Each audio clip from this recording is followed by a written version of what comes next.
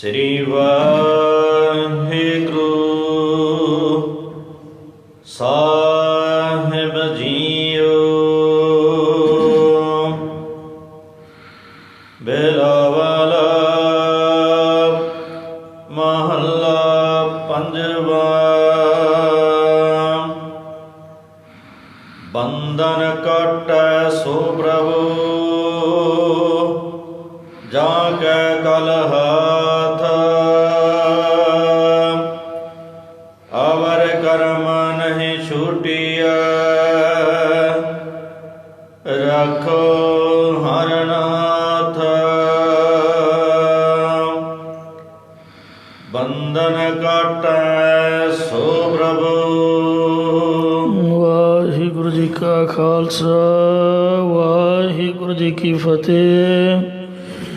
ਕੋਟ ਬ੍ਰਹਮੰਡਾਂ ਦੇ ਮਾਲਕ ਜੁਗੋ ਜੁਗੀ ਅਟਲ ਸ਼ਬਦਾ ਅਵਤਾਰ ਦਸਾਂ ਪਾਤਸ਼ਾਹੀਆਂ ਦੀ ਆਤਮਿਕ ਜੋਤ ਧੰਨ ਧੰਨ ਸਤਿਗੁਰੂ ਸ੍ਰੀ ਗੁਰੂ ਗ੍ਰੰਥ ਸਾਹਿਬ ਸੱਚੇ ਪਾਤਸ਼ਾਹ ਜੀ ਮਹਾਰਾਜ ਜੀ ਦੀ ਪਵਿੱਤਰ ਪਾਵਨ ਹਜ਼ੂਰੀ ਦੇ ਵਿੱਚ ਜੁੜਮਨ ਬੈਠੀ ਗੁਰੂ ਰੂਪ ਗੁਰੂ ਖਾਲਸਾ ਸਤ ਸੰਗਤ ਜੀਓ।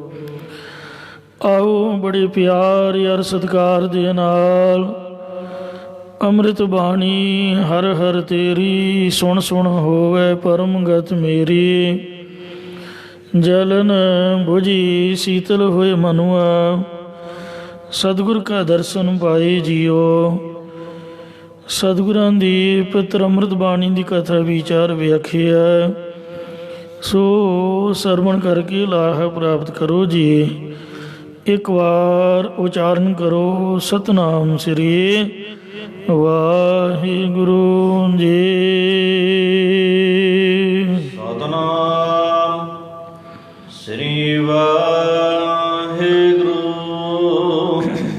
ਸਾਹਿਬ ਜੀਓ।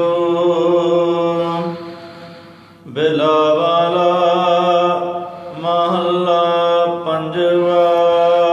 ਬਿਲਾਵਲ ਰਾਗ ਦੇ ਵਿੱਚ ਪੰਜਵੇਂ ਪਾਤਸ਼ਾਹ ਸਤਿਗੁਰੂ ਅਰਜਨ ਦੇਵ ਸਾਹਿਬ ਜੀ ਮਹਾਰਾਜ ਸ਼ੋ ਪਾਵਨ ਉਪਦੇਸ਼ ਦੀ ਬਖਸ਼ਿਸ਼ ਕਰਦੇ ਹਨ। ਬੰਧਨ ਕੱਟੈ ਸੋ ਪ੍ਰਭੂ।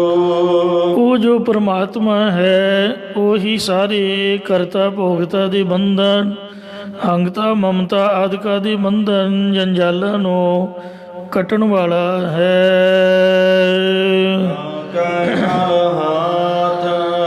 ਜਿਸ ਦੇ ਹੱਥਾਂ ਦੇ ਵਿੱਚ ਸਾਰੀਆਂ ਕਲ ਸ਼ਕਤੀਆਂ ਹਨ। ਅਵਰ ਕਰਮ ਨਹੀਂ ਛੁਟੀਆਂ। ਹੋਰ ਕਿਸੇ ਕਰਮ ਕਾਂਡ ਕਰਕੇ ਇਹਨਾਂ ਬੰਧਨਾਂ ਤੋਂ ਛੁੱਟੀ ਦਾ ਨਹੀਂ ਹੈ। ਰੱਖੋ ਹਰਿ ਨਾਥ। ਇਸ ਲਈ ਇੰਜ ਬੇਨਤੀ ਕਰੀਏ ਕਿ ਹੇ ਮਾਲਕ ਹਰੀ ਪਰਮਾਤਮਾ ਸਾਨੂੰ ਆਪਣੀ ਕਿਰਪਾ ਰੂਪੀ ਹੱਥ ਦੇ ਕੇ ਇਹਨਾਂ ਬੰਧਨਾਂ ਤੋਂ ਬਚਾ ਕੇ ਰੱਖਣਾ ਕਰੋ ਜੀ। ਓ ਸਰਨਾਗਤ ਮਾਧਵੇ। ਹੇ ਮਾਇਆਪਤੀ ਪਰਮੇਸ਼ਰ ਮੈਂ ਤੇਰੀ ਸ਼ਰਨ ਦੇ ਵਿੱਚ ਆਇਆ ਹਾਂ। ਪੂਰਨ ਦਇਆਲ।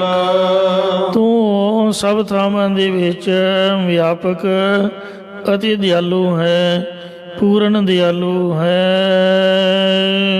ਛੂਟ ਜਾਏ ਸੰਸਾਰ ਤੇ। ਉਹ ਇਸ ਜਗਤ ਦੇ ਬੰਧਨਾਂ ਤੋਂ ਛੁੱਟ ਜਾਂਦਾ ਹੈ। ਆਖੈ ਗੋਪਾਲ।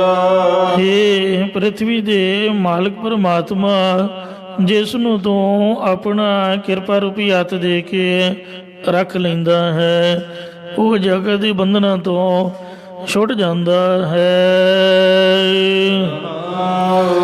ਵਿਸ਼ਰਾਮ ਦੇ ਕਰ ਫਰਮਾਨ ਕਰਦੇ ਹਨ।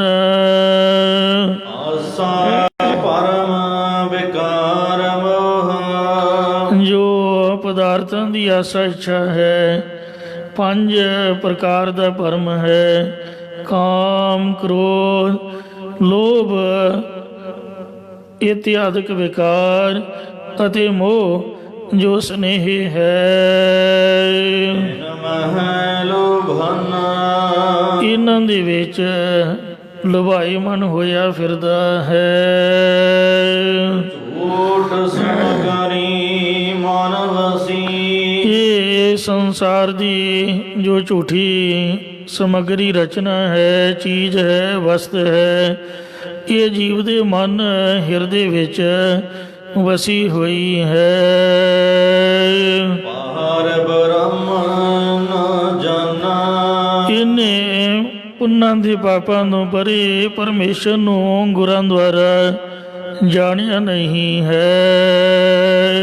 ਪਰਮ ਜੋਤਾ ਪੂਰਨ ਪੁਰਖਾ ਇਸ ਲਈ ਇੰਜ ਬੇਨਤੀ ਕਰੀਏ ਕਿ ਇਹ ਸਭ ਤੋਂ ਵੱਡੇ ਪ੍ਰਕਾਸ਼ ਰੂਪ ਪਰਿਪੂਰਨ ਵਿਆਪਕ ਪਰਮਾਤਮਾ, ਸਭ ਜੀ ਤੁਮਾਰੇ ਜਿੰਨੇ ਵੀ ਜੀਆ ਜੰਤ ਨੇ ਇਹ ਤੇਰੇ ਹੀ ਪੈਦਾ ਕੀਤੇ ਹੋਏ ਹਨ। ਤੂੰ ਰਾਖ ਹੈ ਤਿਉ ਰਹਾ ਇਹ ਵਾਹਿਗੁਰੂ ਜੀ, ਜਿਵੇਂ ਵੀ ਤੂੰ ਮੈਨੂੰ ਰੱਖਦਾ ਹੈ ਤਿਵੇਂ ਹੀ ਮੈਂ ਰਹਿਣਾ ਕਰਾਂ, ਮੈਂ ਉਸੇ ਤਰ੍ਹਾਂ ਰਹਿੰਦਾ ਹਾਂ ਜੀ। ਅਬ ਅਗਮ ਅਪਾਰੇ ਇਹ ਮਨ ਦੀ ਗਮਦਾ ਤੂੰ ਰਹਿਤ, ਅਰ ਪ੍ਰਕਿਰਤੀ ਦੇ ਪਾਰਾਵਾਰ ਤੂੰ ਰਹਿਤ ਪਰਮੇਸ਼ਰ, ਜਿਉ ਭਾਵੈ ਤਿਉ ਰਾਖ, ਹਰ ਪ੍ਰਭ ਤੇਰਿਆ ਕੀਤੇ ਗਨੁ ਅਸੰਖ ਅਵਗਣ ਮੇਰਿਆ। हे ਮਹਾਰਾਜ, ਜਿਉ ਭਾਵੈ ਤਿਉ ਰਾਖ ਲੈ, ਹਮ ਸਰਨ ਪ੍ਰਭ ਆਏ ਰਾਮ ਰਾਜੇ। ਸੋ ਜਿਵੇਂ ਵੀ ਤੂੰ ਸਾਨੂੰ ਰੱਖਦਾ ਅਸੀਂ ਉਸੇ ਤਰ੍ਹਾਂ ਰਹਿੰਦੇ ਹਾਂ, ਚੰਗੇ ਹਾਂ ਮਾੜੇ ਹਾਂ, ਜਿਵੇਂ ਪਾਉਂਦਾ ਤਿਵੇਂ ਰੱਖ ਲੈ ਜੀ।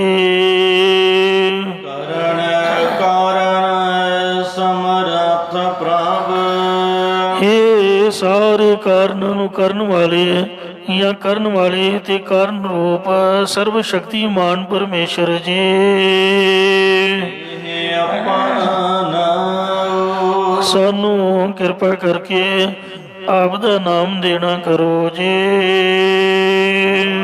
ਕੈ ਤਰੀਆਂ ਸਾਧ ਸੰਗ ਸਤਿਗੁਰੂ ਮਹਾਰਾਜ ਸਾਹਿਬ ਕਥਨ ਕਰਦੇ ਨੇ ਕਿ हे ਪ੍ਰਮਾਤਮਾ, ਤੇਰੀ ਪ੍ਰਾਪਤੀ ਕਰਾਉਣ ਵਾਲੀ ਜੋ ਸ੍ਰੇਸ਼ਟ ਮਹਾਤਮਾ ਜਿਹਨਾਂ ਦੀ ਸੰਗਤ ਹੈ, ਇਹਦੇ ਦੁਆਰਾ ਹੀ ਸੰਸਾਰ ਸਮੁੰਦਰ ਤੋਂ ਪਾਰ ਹੋਣਾ ਕਰੀਦਾ ਹੈ। ਹਰ ਹਰ ਗੁਣ ਗਾਓ ਹੇ ਹਰੇ ਭਰੇ ਕਰਨ ਵਾਲੇ ਹਰੀ, ਮੈਂ ਸਦਾ ਤੇਰੇ ਹੀ ਗੁਣ ਗਾਉਂਦਾ ਰਹਾਂ। ਵਿਸਰ ਨਾਹੀਂ ਦਾਤਾਰ, ਆਪਣਾ ਨਾਮ ਦੇਹੋ, ਗੁਣ ਗਾਵਾਂ ਦਿਨ ਰਾਤ। ਨਾਨਕ ਚਾਹੋ ਇਹੋ ਮੇਰੇ ਮਨ ਦੇ ਵਿੱਚ ਇਹ ਚਾਹ, ਇਹ ਉਤਸ਼ਾਹ ਬਣਿਆ ਰਹੇ ਜੀ। ਬਿਲਾਵਲ ਮਹੱਲਾ ਪੰਜਵਾ ਸਤਿਗੁਰੂ ਪੰਜਵੇਂ ਪਾਤਸ਼ਾਹ ਸ੍ਰੀ ਗੁਰੂ ਅਰਜਨ ਦੇਵ ਸਾਹਿਬ ਜੀ ਮਹਾਰਾਜ ਬਿਲਾਵਲ ਰਾਗ ਵਿੱਚ ਸ਼ੋਭਾਮਨ ਉਪਦੇਸ਼ ਬਖਸ਼ਦੇ ਹਨ। ਕਵਨ ਕਵਨ ਨਹੀਂ ਪਤਰਿਆ ਹੇ ਮੇਰੇ ਮਨਾ, ਸੋ ਮਹਾਰਾਜ ਮਨ ਨੂੰ ਸੰਬੋਧਨ ਕਰਕੇ ਕਹਿ ਰਹੇ ਹਨ, ਹਰੀ ਬਰ ਦੀਤਾ ਤੇਰੀ ਪ੍ਰਤੀਤੀ ਕਰਕੇ ਦੱਸ ਕਿਹੜਾ ਕਿਹੜਾ ਨਹੀਂ ਪਤਤ ਹੋਇਆ, ਇੱਜ਼ਤੋਂ ਰਹਿਤ ਹੋਇਆ। ਪਰ ਤੇਰੇ ਤੇ ਭਰੋਸਾ ਕਰਕੇ ਸਭ ਲੋਕ ਬਰਬਾਦ ਹੋ ਗਏ। ਐ ਮੇਰਿਆ ਮਨ, ਮਹਾ ਮੋਹਨੀ ਮੋਹਿਆ ਹੇ ਮਨਾ, ਤੈਨੂੰ ਵੱਡੀ ਮੋਹ ਲੈਣੀ ਵਾਲੀ ਮਾਇਆ ਨੇ ਮੋਹਿਤ ਕੀਤਾ ਹੋਇਆ ਹੈ। ਕੀ ਰੀਤਾ ਇਹ ਨਰਕ ਦੇ ਵਿੱਚ ਪੈਣ ਦੀ ਮਰਿਆਦਾ ਇਹ ਰੀਤੀ ਤੂੰ ਆਪ ਹੀ ਬਣਾਈ ਹੋਈ ਹੈ। ਮਨ ਖਮਹਰ ਤੇਰਾ ਨਹੀਂ ਵਿਸ਼ਵਾਸ ਇਹ ਖੋਟ ਵਾਲੇ ਮਨਾ, ਸਾਨੂੰ ਤੇਰਾ ਉੱਕਾ ਵੀ ਭਰੋਸਾ ਨਹੀਂ। ਕੋਈ ਇਤਬਾਰ ਨਹੀਂ ਹੈ। ਭਾਵ ਤੂੰ ਭਰੋਸਾ ਕਰਨ ਦੇ ਲਾਇਕ ਹੈ ਹੀ ਨਹੀਂ। ਮਹਾਯੁਧ ਮਦਾ ਤੂੰ ਮਾਇਆ ਦੇ ਮੋਹ ਰੂਪ ਵਿਕਾਰ ਰੂਪ ਨਸ਼ੇ ਵਿੱਚ ਬਹੁਤ ਹੀ ਉਦਮਦ ਮਸਤ ਕਮਲਾ ਹੋਇਆ ਫਿਰਦਾ ਹੈ, ਜਾਂ ਤੈਨੂੰ ਕਾਮ ਦੀ ਮਸਤੀ ਉਦੈ ਪ੍ਰਗਟ ਹੋਈ ਰਹਿੰਦੀ ਹੈ, ਅਤੇ ਹੰਕਾਰ ਦੇ ਨਸ਼ੇ ਵਿੱਚ ਤੂੰ ਮਸਤੀਆ ਰਹਿੰਦਾ ਹੈ। ਪੈ ਘਰ ਤਾਂ ਛੁਟੈ ਜਿਵੇਂ ਖੋਤੇ ਦੇ ਪੈਰਾਂ ਦਾ ਜਿਹੜਾ ਪੈਂਕੜ ਬੰਧਨ ਹੈ ਤਦੋਂ ਛੱਡੀਦਾ ਹੈ, ਤਦੋਂ ਛੁੱਟਦਾ ਹੈ। ਉੱਪਰ ਲੱਦਾ ਜਦ ਕਿ ਉਹਦੇ ਤੇ ਬੋਝ ਗੂਣ ਨਾਲ ਲੱਦਿਆ ਜਾਂਦਾ ਹੈ। ਭਾ ਵਿਹਲਾ ਖੋਤਾ ਟਬੂਸਨੀਆਂ ਮਾਰਦਾ ਰਹਿੰਦਾ ਹੈ, ਕਦੇ ਕਿਸੇ ਖੇਤ 'ਚ ਚਲਿਆ ਜਾਂਦਾ, ਕਦੇ ਕਿਸੇ ਖੇਤ ਵਿੱਚ ਚਰਨ ਲੱਗ ਜਾਂਦਾ ਹੈ। ਇਸ ਲਈ ਘੁਮਿਆਰ ਖੋਤੇ ਨੂੰ ਰੱਸੀ ਨਾਲ ਬੰਨ੍ਹ ਕੇ ਰੱਖਦਾ ਹੈ। ਉਹਦੇ ਜਿਹੜੇ ਪੈਰ ਹਨ, ਅਗਲੇ ਤੇ ਪਿਛਲੇ ਪੈਰ, ਉਹਨਾਂ ਦੇ ਵਿੱਚ ਜੁਆਇੰਟ ਕਰਕੇ ਗੰਢ ਮਾਰ ਕੇ ਪੈਰਾਂ ਨੂੰ ਬੰਨ੍ਹ ਕੇ ਰੱਖਦਾ ਹੈ। ਜਦੋਂ ਕਿਤੇ ਸਮਾਨ ਲੱਦ ਕੇ ਜਾਣਾ ਹੋਵੇ ਉਸ ਵੇਲੇ ਉਹ ਜਿਹੜੀ ਰੱਸੀ ਹੈ ਪੈਰਾਂ ਦਾ ਪੈਂਖੜ ਤਾਂ ਖੋਲਦਾ ਹੈ। ਇਸੇ ਪ੍ਰਕਾਰ ਐ ਮੇਰਿਆ ਮਨ ਹਰ ਗਵੈ ਘਰ ਤਾਂ ਛੁਟੈ ਅਸਲੀ ਖੋਤਾ ਤਾਂ ਤੂੰ ਹੈ। ਕਦੇ ਕਾਮ ਵਾਸ਼ਨਾ ਦੀ ਕਿਆਰੀ, ਕਦੇ ਕ੍ਰੋਧ ਦੀ ਕਿਆਰੀ ਵਿੱਚ ਚੜਦਾ ਰਹਿੰਦਾ ਹੈ। ਜਿਹੜੇ ਮੇਰੇ ਵਰਗੇ ਵੀ ਨੇ, ਆਪਦੇ ਆਪ ਨੂੰ ਸਾਧ ਖਮਾਉਂਦੇ ਨੇ, ਤੇ ਉਹ ਵੀ ਮਹਾਰਾਜ ਨੇ ਬਾਣੀ ਵਿੱਚ ਲਿਖਿਆ ਹੈ। ਕਹਿੰਦੇ ਨੇ ਕਿ ਚੋਰੀ ਮਿਰਗ ਅੰਗੂਰੀ ਖਾਏ। ਜਿਵੇਂ ਹਰਨ ਚੋਰੀ ਚੋਰੀ ਹਰੀ ਅੰਗੂਰੀ ਗਧਾ ਚਰੈ, ਹਰਨ ਵੀ ਤੇ ਗਧਾ ਵੀ ਹਰੀ ਹਰੀ ਅੰਗੂਰੀ ਚਰਦਾ, ਸੋ ਹਰੇ ਭਰੇ ਖੇਤ ਵੱਲ ਦੌੜ ਕੇ ਜਾਂਦਾ ਹੈ। ਇਹ ਡੰਗਰ ਦਾ, ਖੋਤੇ ਦਾ, ਹਰਨ ਦਾ ਸੁਭਾਅ ਹੈ। ਇਉਂ ਚੋਰੀ ਚੋਰੀ ਲੁਕ ਲੁਕ ਕਰਕੇ ਵਿਕਾਰ ਦ੍ਰਿਸ਼ਟੀ ਨਾਲ ਇੱਧਰ ਉੱਧਰ ਤੱਕਦਾ ਰਹਿੰਦਾ ਹੈ ਕਿ ਕਿਤੇ ਖਾਣਾ ਮਿਲ ਜਾਏ। ਤੂੰ ਇੰਜ ਅਸਲੀ ਗਧਾ ਤੂੰ ਹੈ। ਕਦੀ ਕਾਮ ਦੀ ਕਿਆਰੀ ਵੱਲ ਦੌੜਿਆ ਜਾਂਦਾ ਹੈ ਤੇ ਕਦੀ ਕ੍ਰੋਧ ਦੀ ਕਿਆਰੀ ਵਿੱਚ ਚੜਦਾ ਰਹਿੰਦਾ ਹੈ। ਸੋ ਇੰਨਾ ਗੁੱਸਾ ਹੈ। ਪੁਰਾਣੇ ਲੋਕ ਰਿਸ਼ੀ ਮੁਨੀ ਸੋ ਸ਼ਰਾਬ ਦੇ ਕੇ ਭਸਮੀ ਕਰ ਦਿੰਦੇ, ਮਤਲਬ ਕ੍ਰੋਧ ਦੇ ਵਿੱਚ ਵਸੀਕਾਰ ਹੋ ਕੇ ਉਹ ਆਪਦੇ ਸਕੇ ਸੋਦਰਿਆਂ ਦਾ ਵੀ ਖਿਆਲ ਨਹੀਂ ਰੱਖਦੇ। ਇੱਕ ਨੇ ਭਗਵਾਨ ਦੀ ਕੁਲ ਨੂੰ ਹੀ ਸ਼ਰਾਪ ਦੇ ਦਿੱਤਾ। ਦੁਰਵਾਸੇ ਨੇ ਗਲਤੀ ਇੱਕ ਮੁੰਡੇ ਦੀ ਹੈ, ਆਖੇ ਜੀ ਯਾਦਵਾਂ ਦੀ ਕੁਲ ਨਾਸ਼ ਹੋਊਗੀ, ਇੱਥੋਂ ਉਹ ਜਨਮ ਲਏਗਾ। ਇਉਂ ਕ੍ਰੋਧ ਦੀ ਕਿਆਰੀ ਵਿੱਚ ਚੜਦਾ ਰਹਿੰਦਾ। ਇਸ ਲਈ ਤੇਰੇ ਤੋਂ ਪੈਂਖੜ ਤੋਂ ਛੁੱਟੇ, ਸਮਾਧੀ ਰੂਪੀ ਪੈਂਖੜ ਤਦੋਂ ਹੀ ਛੱਡੀਏ ਉੱਪਰ ਲੱਦਾ ਜਦ ਕਥਾ ਕੀਰਤਨ ਰੂਪੀ ਛੱਟ ਬੋਰੀ ਉੱਪਰ ਲੱਦ ਦੇਵਾਂਗੇ। ਮਹਾਤਮਾ ਦਾ ਮਤ ਹੈ ਕਿ ਮਨ ਦੇ ਉੱਪਰ ਕਦੀ ਵੀ ਭਰੋਸਾ ਨਹੀਂ ਕਰੋ, ਇਹ ਭਰੋਸੇ ਲਾਇਕ ਨਹੀਂ ਹੈ।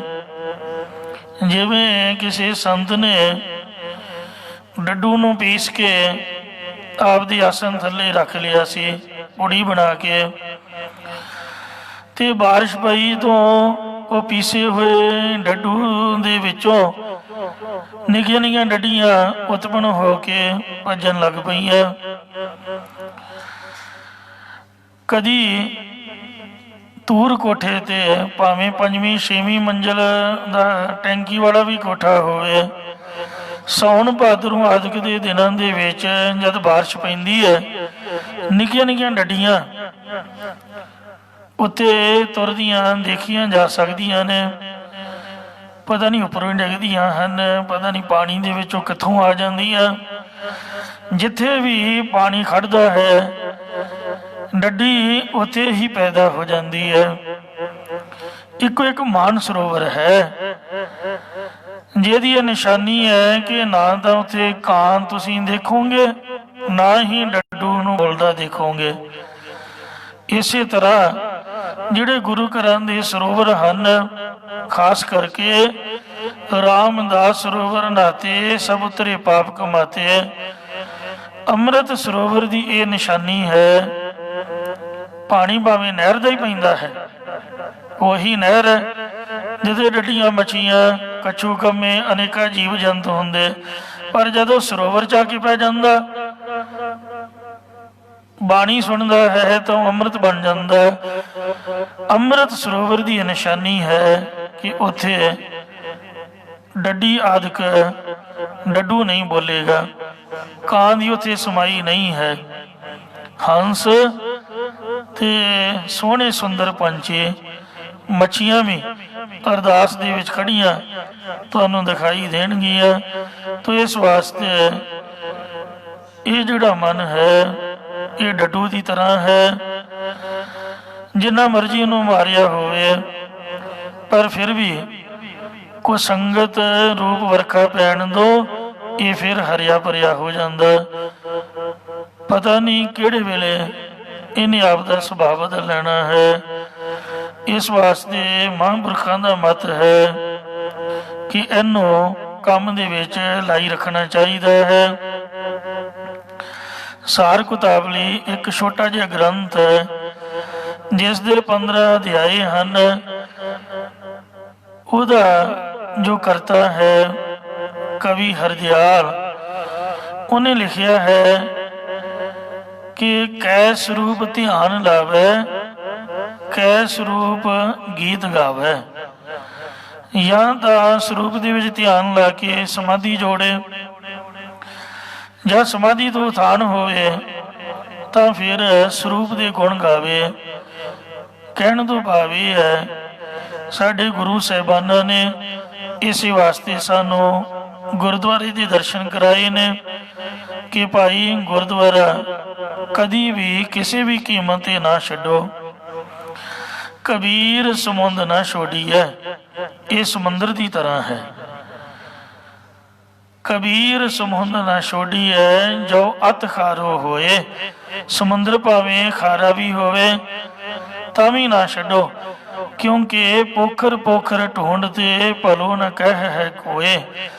ਛੱਪੜਾਂ ਦੇ ਵਿੱਚ ਇੱਧਰ ਉੱਧਰ ਭਟਕਦੇ ਆ, ਤੁਹਾਨੂੰ ਕੋਈ ਵੀ ਚੰਗਾ ਨਹੀਂ ਸਮਝੇਗਾ। ਵੇਖਣ ਵਾਲਾ ਕਹੂਗਾ ਕਿ ਕਿੱਥੇ ਬੈਠਾ ਹੈ, ਛੱਪੜ ਕੰਢੇ, ਗੰਦੇ ਪਾਣੀ, ਇਹਦੇ ਕਿਨਾਰੇ ਤੇ ਨੇ ਕੀ ਲੈਣਾ। ਤੇ ਸਮੁੰਦਰ ਜਿਹੜਾ ਹੈ ਉਹਦਾ ਨਾਂ ਹੀ ਬੜਾ ਵੱਡਾ ਹੈ। ਇੰਝ ਗੁਰੂ ਘਰ ਸਮੁੰਦਰ ਦੀ ਤਰ੍ਹਾਂ ਹੈ, ਕਿਸੇ ਵੀ ਕੀਮਤ ਤੇ ਇਸ ਨੂੰ ਨਾ ਤਿਆਗੋ, ਗੁਰੂ ਘਰ ਆਓ, ਕਿਉਂਕਿ ਗੁਰਦੁਆਰੇ ਹਰ ਕੀਰਤਨ ਸੁਣੀਏ। ਗੁਰਦੁਆਰਾ ਸਾਹਿਬ ਵਿਖੇ ਮਹਾਰਾਜ ਦੀ ਬਾਣੀ ਦਾ ਕੀਰਤਨ ਸਰਵਣ ਕਰਨ ਨੂੰ ਮਿਲਦਾ ਹੈ। ਸਤਿਗੁਰ ਭੇਟ ਹਰ ਜਸ ਮੁਖ ਪਣੀਆ। ਜਿਉਂ ਹੀ ਸਤਿਗੁਰਾਂ ਦੇ ਦਰਸ਼ਨ ਕਰੀਦੇ ਨੇ ਤਾਂ ਜ਼ੁਬਾਨ ਦੇ ਵਿੱਚੋਂ ਆਪਦੇ ਆਪ ਹੀ ਹਰੀ ਦਾ ਜਸ, ਵਾਹਿਗੁਰੂ ਦੇ ਗੁਣ ਨਿਕਲਦੇ ਹਨ। ਸਮਾਧੀ ਕਲਯੁਗ ਦਾ ਬੜਾ ਭਿਆਨਕ ਸਮਾਂ ਹੈ। ਇਕੱਲੇ ਬੈਠ ਕੇ ਲਾਉਣੀ ਬੜੀ ਕਠਿਨ ਹੈ। ਅਸੀਂ ਗ੍ਰਸਤੀ ਬੰਦੇ ਹਾਂ, ਬਾਲ ਬੱਚੇਦਾਰ, ਕਾਰੋਬਾਰ ਵੀ ਕਰਨੇ ਪੈਂਦੇ ਨੇ। ਇਸ ਵਾਸਤੇ ਗੁਰੂ ਸਾਹਿਬ ਨੇ ਸੰਗਤ ਦਾ ਰਸਤਾ ਦਿਖਾਇਆ ਹੈ ਕਿ ਮਹਾਰਾਜ ਦੇ ਬਾਣੀ ਦੇ ਦੁਆਰਾ ਭਾਈ ਗੁਣ ਗਾਓ, ਨਿਤਨੇਮ ਨਾ ਛੱਡੋ। ਜਿਹੜਾ ਗੁਰਬਾਣੀ ਨਾਲ ਜੁੜਿਆ ਰਹਿੰਦਾ ਹੈ ਸੋ ਮਨ ਵਸ ਕਰਨਾ ਹੈ ਤਾਂ ਬੜਾ ਔਖਾ, ਪਰ ਜੇ ਗੁਰੂ ਸਾਹਿਬ ਦੀ ਕਿਰਪਾ ਹੋ ਜਾਏ ਤਾਂ ਮਨ ਵਸ ਆਵੇ ਨਾਨਕਾ। ਜੇ ਪੂਰਨ ਕਿਰਪਾ ਹੋਏ ਇਹ ਵਸ ਵਿੱਚ ਆ ਵੀ ਜਾਂਦਾ ਹੈ। ਧੰਨ ਬਾਬਾ ਦੀਪ ਸਿੰਘ ਸਾਹਿਬ ਜੀ ਜਿਸ ਵਕਤ ਚੰਬੇ ਵਾਲੇ ਰਾਜੇ ਦੀ ਲੜਕੀ ਨੂੰ ਉਸਦੇ ਘਰ ਪਹੁੰਚਾਉਣ ਵਾਸਤੇ ਗਏ ਸਨ, ਜਿਹੜੇ ਮੁਸਲਮਾਨਾਂ ਤੋਂ ਬੀਬੀਆਂ ਛਡਾਉਂਦੇ ਸਨ, ਸਿੰਘ ਪੁੱਛਣ ਲੱਗੇ, ਕਹਿੰਦੇ ਮਹਾਂਪੁਰਖੋ ਤੁਹਾਡੇ ਮਨ ਦੀ ਕੈਸੀ ਅਵਸਥਾ ਸੀ? ਤਾਂ ਬਾਬਾ ਜੀ ਕਹਿਣ ਲੱਗੇ ਕਿ ਭਾਈ ਜੇ ਹੁਣ ਤੁਸੀਂ ਮੇਰੇ ਸਾਹਮਣੇ ਉਹਨੂੰ ਲੈ ਆਓਗੇ ਤਾਂ ਮੈਂ ਪਹਿਚਾਨ ਨਹੀਂ ਪਾਵਾਂਗਾ, ਕਿਉਂਕਿ ਮੈਂ ਤਾਂ ਜਪਜੀ ਸਾਹਿਬ ਦੇ ਪਾਠ ਕਰਦਾ ਰਿਹਾ ਆਪਦੀ ਮਸਤੀ ਦੇ ਵਿੱਚ, ਮੈਂ ਤਾਂ ਨਿਗਾਹ ਚੁੱਕ ਕੇ ਵੇਖਿਆ ਤੱਕ ਨਹੀਂ। ਉਹਨਾਂ ਦਾ ਮਨ ਦੇ ਉੱਪਰ ਕੰਟਰੋਲ ਸੀਗਾ। ਇਹ ਸਾਰੀ ਕਿਰਪਾ ਗੁਰਬਾਣੀ ਦੀ 101 ਸ੍ਰੀ ਜਪਜੀ ਸਾਹਿਬ ਦੇ ਪਾਠ ਕਰਿਆ ਕਰਦੇ ਆ। ਕਿਉਂ ਜਿਹੜਾ ਵੀ ਬਾਣੀ ਦਾ ਆਸਰਾ ਲੈਂਦਾ ਹੈ ਸੁਤੇ ਸਿੱਧੀ ਉਹਦਾ ਮਨ, ਉਹਦਾ ਚਿੱਤ ਵਾਹਿਗੁਰੂ ਜੀ ਦੇ ਚਰਨਾਂ ਵਿੱਚ ਜੁੜਿਆ ਰਹਿੰਦਾ ਹੈ। ਇਸ ਵਾਸਤੇ ਜਾਂ ਦਾ ਅੰਤਰ-ਆਤਮੇ ਸਮਾਧੀ ਦੇ ਵਿੱਚ ਲੀਨ ਰਹੇ ਤੇ ਜਾਂ ਫਿਰ ਕਥਾ ਕਰੇ ਸੁਣੇ, ਕੀਰਤਨ ਕਰੇ ਸੁਣੇ। ਇਹ ਛੱਟ ਦੀ ਤਰ੍ਹਾਂ ਹੈ। ਜਾਂ ਕੁਛ ਵੀ ਨਾ ਹੋਏ ਤਾਂ ਸੇਵਾ ਦੀ ਛੱਟ ਇਹਦੇ ਤੇ ਲੱਦ ਦੇਵੇ, ਸੇਵਾ ਦਾ ਬੋਝ ਪਾ ਦੇਵੇ। ਮੈਂ ਤਾਂ ਸਭ ਤੋਂ ਚੰਗਾ ਪਾਠੀ ਸਿੰਘਾਂ ਨੂੰ ਮੰਨਦਾ ਹਾਂ, ਤੇ ਜੇ ਕੋਈ ਕਹੇ ਤੇ ਇਹਨਾਂ ਦੇ ਪੈਰ ਧੋ ਕੇ ਵੀ ਪੀਣ ਨੂੰ ਤਿਆਰ ਹਾਂ। ਜਦੋਂ ਵੀ ਦਰਸ਼ਨ ਹੁੰਦੇ ਦੂਰੋਂ ਹੀ ਮੱਥਾ ਟੇਕੀਦਾ ਵੀ ਧੰਨ ਨੇ। ਸਾਰੀ ਸਾਰੀ ਰਾਤ ਸੋ ਨਾ ਸੌਣਾ ਚੱਜ ਨਾਲ, ਨਾ ਬਹਿਣਾ ਚੱਜ ਨਾਲ, ਨਾ ਖਾਣਾ ਚੱਜ ਨਾਲ। 12 ਵਜੇ ਲੰਗਰ ਖੁੱਲ੍ਹਦਾ, 12 ਰੌਲ ਹੁੰਦੀ, 2 ਵਜੇ ਤੇ ਕਈ ਵਾਰ ਜਿਹੜੀ ਤਾਜ਼ੀ ਚੀਜ਼ ਹੈ ਉਹ ਸਮਾਪਤ ਵੀ ਹੋ ਜਾਂਦੀ। ਰਾਤ ਨੂੰ ਫਿਰ 8 ਵਜੇ ਖਾਓ ਤਾਂ ਨੀਂਦ ਆਉਣੀ ਹੈ, 10 ਵਜੇ ਉੱਠੋ ਤਾਂ ਸਮਾਪਤੀ। ਤੇ ਇਸ ਵਾਸਤੇ ਜਾਂਦੇ ਜਾਂਦੇ ਹੀ ਕਾਹਲੀ ਕਾਹਲੀ ਸਭ ਕੁਛ ਹੀ ਕਰਨਾ, ਭੱਜ ਭਜਾ ਕੇ। ਕਈ ਵਾਰ ਸਰੀਰ ਥਕਾਵਟ 'ਚ ਹੁੰਦਾ ਤੇ ਇਸ਼ਨਾਨ ਪਾਣ ਵੀ ਦੌੜ ਭੱਜ ਦੇ ਨਾਲ ਹੀ। ਕੋਈ ਕੰਮ ਜੱਜਣਾ ਨਹੀਂ ਆਪਦੀ ਕਰਿਆ, ਕੋਈ ਸੋ ਦੁਨਿਆਵੀ ਕਾਰਜ ਵੀ ਕਿਸੇ ਤਰੀਕੇ ਦੇ ਨਾਲ ਨਹੀਂ। ਕਿਉਂਕਿ ਘੰਟੇ ਭਾਵੇਂ 2 ਹੀ ਨੇ ਤੇ ਪਰ ਪਹਿਲਾਂ ਹੀ ਫਿਕਰ ਪੈ ਜਾਂਦਾ 4 ਘੰਟੇ ਵੀ 2 ਘੰਟੇ ਲਾਉਣੇ ਨੇ, ਤਿਆਰੀ ਕਰਨੀ ਪੈਂਦੀ ਹੈ। ਤੇ ਇਸ ਵਾਸਤੇ ਜਿਹੜਾ ਮਨ ਹੈ ਇਹ ਬੋਝ ਮੰਨੇ ਤਾਂ ਹੀ ਆਨੰਦ ਹੈ। ਸੋ ਇੱਕ ਰੌਲ ਲਾਈ, ਦੂਜੀ ਫੇਰ ਤਿਆਰ, ਇੱਕ ਭੋਗ ਪਿਆ, ਦੂਜਾ ਫੇਰ ਰੱਖਦਾ। ਬਾਰ-ਬਾਰ ਮਹਾਰਾਜ ਨੇ ਵਧੀਆ ਕੰਮ ਦਿੱਤਾ ਹੈ। ਵਿਹਲਾ ਮਨ ਕਹਿੰਦੇ ਸ਼ੈਤਾਨੀ ਦਾ ਘਰ ਹੁੰਦਾ। ਜਦ ਵਿਹਲਾ ਰਹੂਗਾ ਹੀ ਨਹੀਂ, ਕਦੀ ਅਖੰਡ ਪਾਠ ਦੀਆਂ ਰੋਣਾ, ਕਦੀ ਸਹਿਜ ਪਾਠ, ਕਦੀ ਕੋਈ ਸੇਵਾ, ਕਦੀ ਕੋਈ ਕਾਰਜ। ਤੋ ਇਸ ਵਾਸਤੇ ਇਹ ਸਭ ਤੋਂ ਉੱਤਮ ਤਰੀਕਾ ਹੈ ਮਨ ਨੂੰ ਟਿਕਾਉਣ ਦਾ। ਸੋ ਜਿਹੜਾ ਗੁਰੂ ਮਹਾਰਾਜ ਸੱਚੇ ਪਾਤਸ਼ਾਹ ਜੀ ਦੇ ਚਰਨਾਂ ਦੀ ਹਾਜ਼ਰੀ ਹੈ, ਇਹਦੇ ਵਿੱਚ ਭਲਾ ਹੀ ਭਲਾ ਹੈ। ਬਾਣੀ ਵਿੱਚ ਲਿਖਿਆ ਹੋਇਆ ਹਰ ਸੇਵਾ ਮੈਂ ਪਰਮ ਨਿਧਾਨ, ਹਰ ਸੇਵਾ ਮੁਖ ਅੰਮ੍ਰਿਤ ਨਾਮ।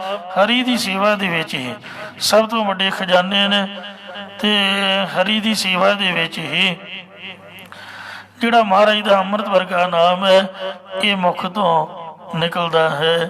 ਤੋ ਇਸ ਲਈ ਮਨ ਨੂੰ ਟਿਕਾਉਣ ਦਾ ਸਭ ਤੋਂ ਉੱਤਮ ਸਾਧਨ ਸ੍ਰੀ ਗੁਰੂ ਗ੍ਰੰਥ ਸਾਹਿਬ ਜੀ ਦੀ ਬਾਣੀ ਦਾ ਪਾਠ ਹੈ। ਸ੍ਰੀ ਸਹਿਜ ਪਾਠ ਆਰੰਭ ਹੀ ਰਹਿਣਾ ਚਾਹੀਦਾ ਹੈ। ਇੱਕ ਭੋਗ ਪੈ ਗਿਆ, ਦੂਜਾ ਆਰੰਭ ਕਰੋ। ਤੋ ਜ਼ਰੂਰੀ ਨਹੀਂ ਵੀ ਆਪਾਂ ਪ੍ਰੋਫੈਸ਼ਨਲ ਬਣਾਈਏ। ਕਿਤੇ ਵੀ ਅਖੰਡ ਪਾਠ ਸਾਹਿਬ ਚੱਲਦਾ, ਸਾਡੇ ਮਨ ਦਾ ਪ੍ਰੇਮ ਹੋਣਾ ਚਾਹੀਦਾ ਕਿ ਅਸੀਂ ਉੱਥੇ ਜਾ ਕੇ ਹਾਜ਼ਰੀ ਭਰੀਏ। ਜੋ ਪਾਠੀ ਸਿੰਘ ਦੀ ਡਿਊਟੀ ਹੈ, ਕੋਈ 5 ਮਿੰਟ 10 ਮਿੰਟ ਉਹਨੂੰ ਰੈਸਟ ਦਵਾਈਏ ਔਰ ਸਾਡੀ ਵੀ ਹਾਜ਼ਰੀ ਲੱਗ ਜਾਏ। ਤੇ ਇਸ ਲਈ ਇਹ ਜਿਹੜਾ ਮਨ ਹੈ ਇਹ ਪਸ਼ੂ ਦੀ ਤਰ੍ਹਾਂ, ਖੋਤੇ ਦੀ ਤਰ੍ਹਾਂ, ਹਰਨ ਦੀ ਤਰ੍ਹਾਂ ਹੈ। ਕਥਾ ਕੀਰਤਨ ਰੂਪੀ ਜਾਂ ਗੁਰਬਾਣੀ ਦਾ ਪਾਠ ਰੂਪੀ ਜਿਹੜੀ ਛੱਟ ਹੈ ਇਹ ਬੋਰਾ ਉੱਪਰ ਲੱਦਾਂਗੇ ਤਾਂ ਇਹ ਵਸ ਦੇ ਵਿੱਚ ਆਵੇਗਾ। ਵਿਸ਼ਰਾਮ ਦੇ ਕਰ ਫਰਮਾਨ ਕਰਦੇ ਨੇ ਜਬ ਤਬ ਸੰਜਮ ਤੁਮ ਖੰਡੇ। ਹਾਂ, ਇੱਕ ਕਹਾਣੀ ਮੈਨੂੰ ਯਾਦ ਆ ਗਈ। ਪੰਡਤ ਹਰਦਿਆਲ ਜੀ ਨੇ ਸਾਰ ਕਿਤਾਬਲੀ ਵਿੱਚ ਹੀ ਲਿਖੀ ਹੋਈ ਹੈ ਮਨ ਦੇ ਪ੍ਰਥਾਏ। ਕਹਿੰਦੇ ਕਿਸੇ ਬੰਦੇ ਨੇ ਭੂਤ ਵਸ ਵਿੱਚ ਕਰ ਲਿਆ ਤੇ ਬਾਜ਼ਾਰ ਦੇ ਵਿੱਚੋਂ ਉਹਨੇ 500 ਰੁਪਏ ਦਾ ਖਰੀਦ ਕੇ ਲਿਆਂਦਾ। ਜਿਸ ਬੰਦੇ ਨੇ ਵੇਚਿਆ ਉਹਨੇ ਦੱਸਿਆ ਕਿ ਇਹਦੇ ਲਾਭ ਤੇ ਹਾਨੀਆਂ ਕੀ ਨੇ। ਲਾਭ ਇਹਦਾ ਇਹ ਹੈ ਕਿ ਜਿਹੜਾ ਵੀ ਕੰਮ ਤੂੰ ਦੱਸੇਗਾ ਉਹ ਕੰਮ ਝਟਪਟ ਕਰ ਦੇਵੇਗਾ। ਪਰ ਹਾਨੀ ਇਹਦੀ ਇਹ ਹੈ ਕਿ ਇਹ ਵਿਹਲਾ ਨਹੀਂ ਰਹਿ ਸਕਦਾ। ਜਦੋਂ ਵਿਹਲਾ ਰਹਿ ਗਿਆ ਤਾਂ ਤੈਨੂੰ ਖਾ ਜਾਵੇਗਾ। ਉਹ ਸ਼ਾਹੂਕਾਰ ਕਹਿਣ ਲੱਗਾ, ਮੇਰੇ ਕੰਮ ਹੀ ਇੰਨੇ ਨੇ, ਹਰੇਕ ਸ਼ਹਿਰ ਵਿੱਚ ਮੇਰੀ ਦੁਕਾਨ ਹੈ, ਵਪਾਰੀ ਬੰਦਾ, ਇੱਕ ਸਕਿੰਟ ਨਹੀਂ ਵਿਹਲਾ ਰਹਿੰਦਾ, ਮੈਨੂੰ ਵਿਹਲਾ ਰਹਿਣ ਹੀ ਨਹੀਂ ਦਿਆਂਗਾ। ਉਹਨੇ ਘਰ ਤਾਂ ਲੈ ਆਂਦਾ ਤੇ ਜਦ ਵੀ ਉਹ ਕੰਮ ਦੱਸਦੇ ਅਨੁਸਾਰ ਝਟਪਟ ਕੰਮ ਕਰਕੇ ਕਹੇ, ਜੀ ਹਾਂ ਦੱਸੋ ਜੀ, ਹੋਰ ਕਿਹੜਾ ਕੰਮ ਕਰਨਾ। ਹੌਲੀ ਹੌਲੀ ਕੰਮ ਮੁੱਕਦੇ ਗਏ ਤੇ ਬਿਲਕੁਲ ਕੰਮ ਸਮਾਪਤ ਹੋਣ ਤੇ ਆ ਗਏ। ਬੜਾ ਚਿੰਤਾ ਦਾ ਵਿਸ਼ਾ ਬਣ ਗਿਆ ਕਿ ਜੇ ਵਿਹਲਾ ਰਹਿ ਗਿਆ, ਕੰਮ ਖਤਮ ਹੋ ਗਏ ਨੇ ਤਾਂ ਮੈਨੂੰ ਖਾ ਜਾਏਗਾ। ਕਿਸੇ ਸਿਆਣੇ ਭੱਦਰ ਪੁਰਸ਼ ਨੇ ਆਖਿਆ ਕਿ ਤੂੰ ਚਿੰਤਾ ਕਿਉਂ ਕਰ ਰਿਹਾ ਹੈ? ਕਹਿੰਦਾ ਗੱਲਬਾਤ ਹੈ। ਕਹਿੰਦਾ ਲੈ, ਇਹ ਵੀ ਕੋਈ ਚਿੰਤਾ ਵਾਲੀ ਗੱਲ ਹੈ। ਇੱਕ ਲੱਕੜ ਲਿਆ, ਆਰੇ ਤੋਂ ਲੱਕੜ ਦਾ ਤਣਾ ਲੈ ਕੇ ਆ, ਦਰਖਤ ਦਾ ਤਣਾ, ਮੋਟਾ ਸਾਰਾ ਤਣਾ, ਥੰਮੇ ਵਰਗਾ। ਉਹਨੇ ਲੱਕੜ ਨੂੰ ਲੈ ਆਂਦਾ, ਟੋਆ ਪੁੱਟ ਕੇ ਉਹਦੇ ਵਿਹੜੇ 'ਚ ਥੰਮਾ ਕੱਢ ਦਿੱਤਾ।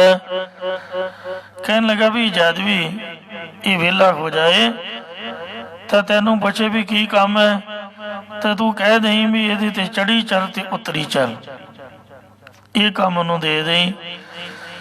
ਜਦੋਂ ਕੰਮ ਸਮਾਪਤ ਹੋ ਗਏ, ਕਹਿੰਦਾ ਹਾਂਜੀ ਦੱਸੋ ਮੇਰੇ ਆਕਾ, ਕਿਹੜਾ ਕੰਮ ਕਰਨਾ ਹੋਰ ਬਾਕੀ ਹੈ?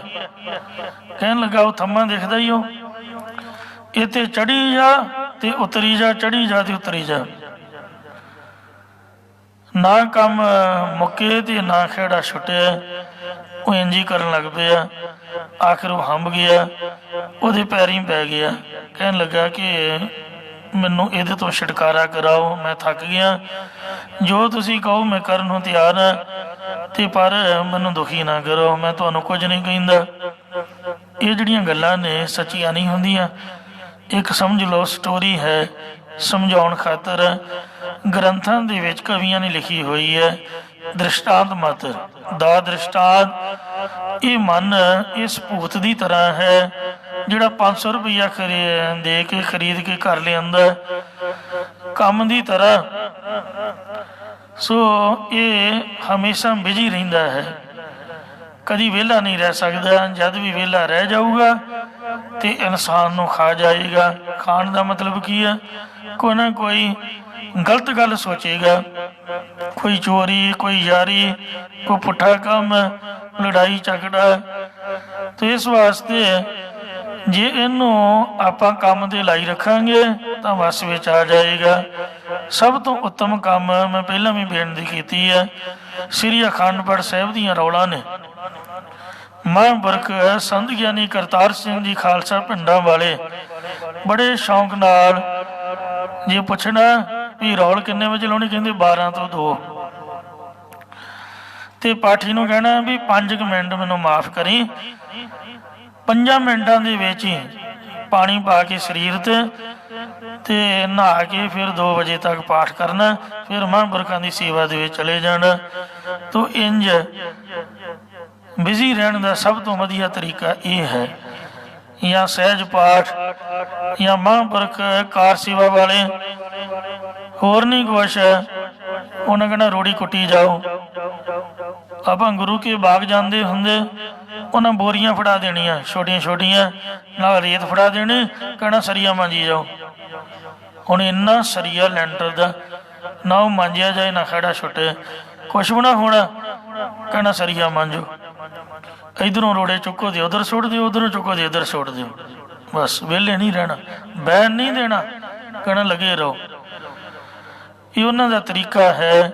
ਸਵੇਰ ਸ਼ਾਮ ਮਹਾਰਾਜ ਦਾ ਨਿਤਨੇਮ, ਸਤਿਨਾਮ ਵਾਹਿਗੁਰੂ ਦਾ ਜਾਪ। ਇਸ ਵਾਸਤੇ ਇਹ ਖੋਤੇ ਦੀ ਤਰ੍ਹਾਂ ਅੜੀਅਲ ਹੈ। ਇਹ ਵਸ ਵਿੱਚ ਤਾਂ ਆਊਗਾ ਜੇ ਬਾਣੀ ਦੀ ਛੱਟ ਜੋ ਉੱਪਰ ਲਾਦਾ, ਜਿਹਦੇ ਤੇ ਲੱਦੀ ਰੱਖਾਂਗੇ ਗੁਰਬਾਣੀ ਦਾ ਨਿਤਨੇਮ, ਗੁਰਬਾਣੀ ਦਾ ਪਾਠ, ਕਥਾ ਕੀਰਤਨ, ਜਪ ਤਪ ਸੰਜਮ ਤੁਮ ਖੰਡੇ। ਹੇ ਮੇਰਿਆ ਮਨ, ਤੂੰ ਜਪੀਆਂ ਦੇ ਜਪ ਤੇ ਤਪੀਆਂ ਦੇ ਤਪ ਤੇ ਇੰਦਰੀਆਂ ਨੂੰ ਰੋਕਣ ਦੇ ਜਿਹੜੇ ਯਤਨ ਸਨ ਉਹ ਲੋਕਾਂ ਦੇ ਨਾਸ਼ ਕਰ ਦਿੱਤੇ ਹਨ। ਇੱਕ ਜੈਮਨ ਮੁਨੀ ਹੋਇਆ, ਜੈਮਨ ਮੁਨੀ, ਇਹਨੇ ਸਾਧ ਸੰਗਤ ਜੀਓ ਇੱਕ ਸ਼ਾਸਤਰ ਲਿਖਿਆ 6 ਸ਼ਾਸਤਰਾਂ ਦੇ ਵਿੱਚੋਂ। ਇਹ ਬਿਆਸ ਦਾ ਚੇਲਾ ਹੈ।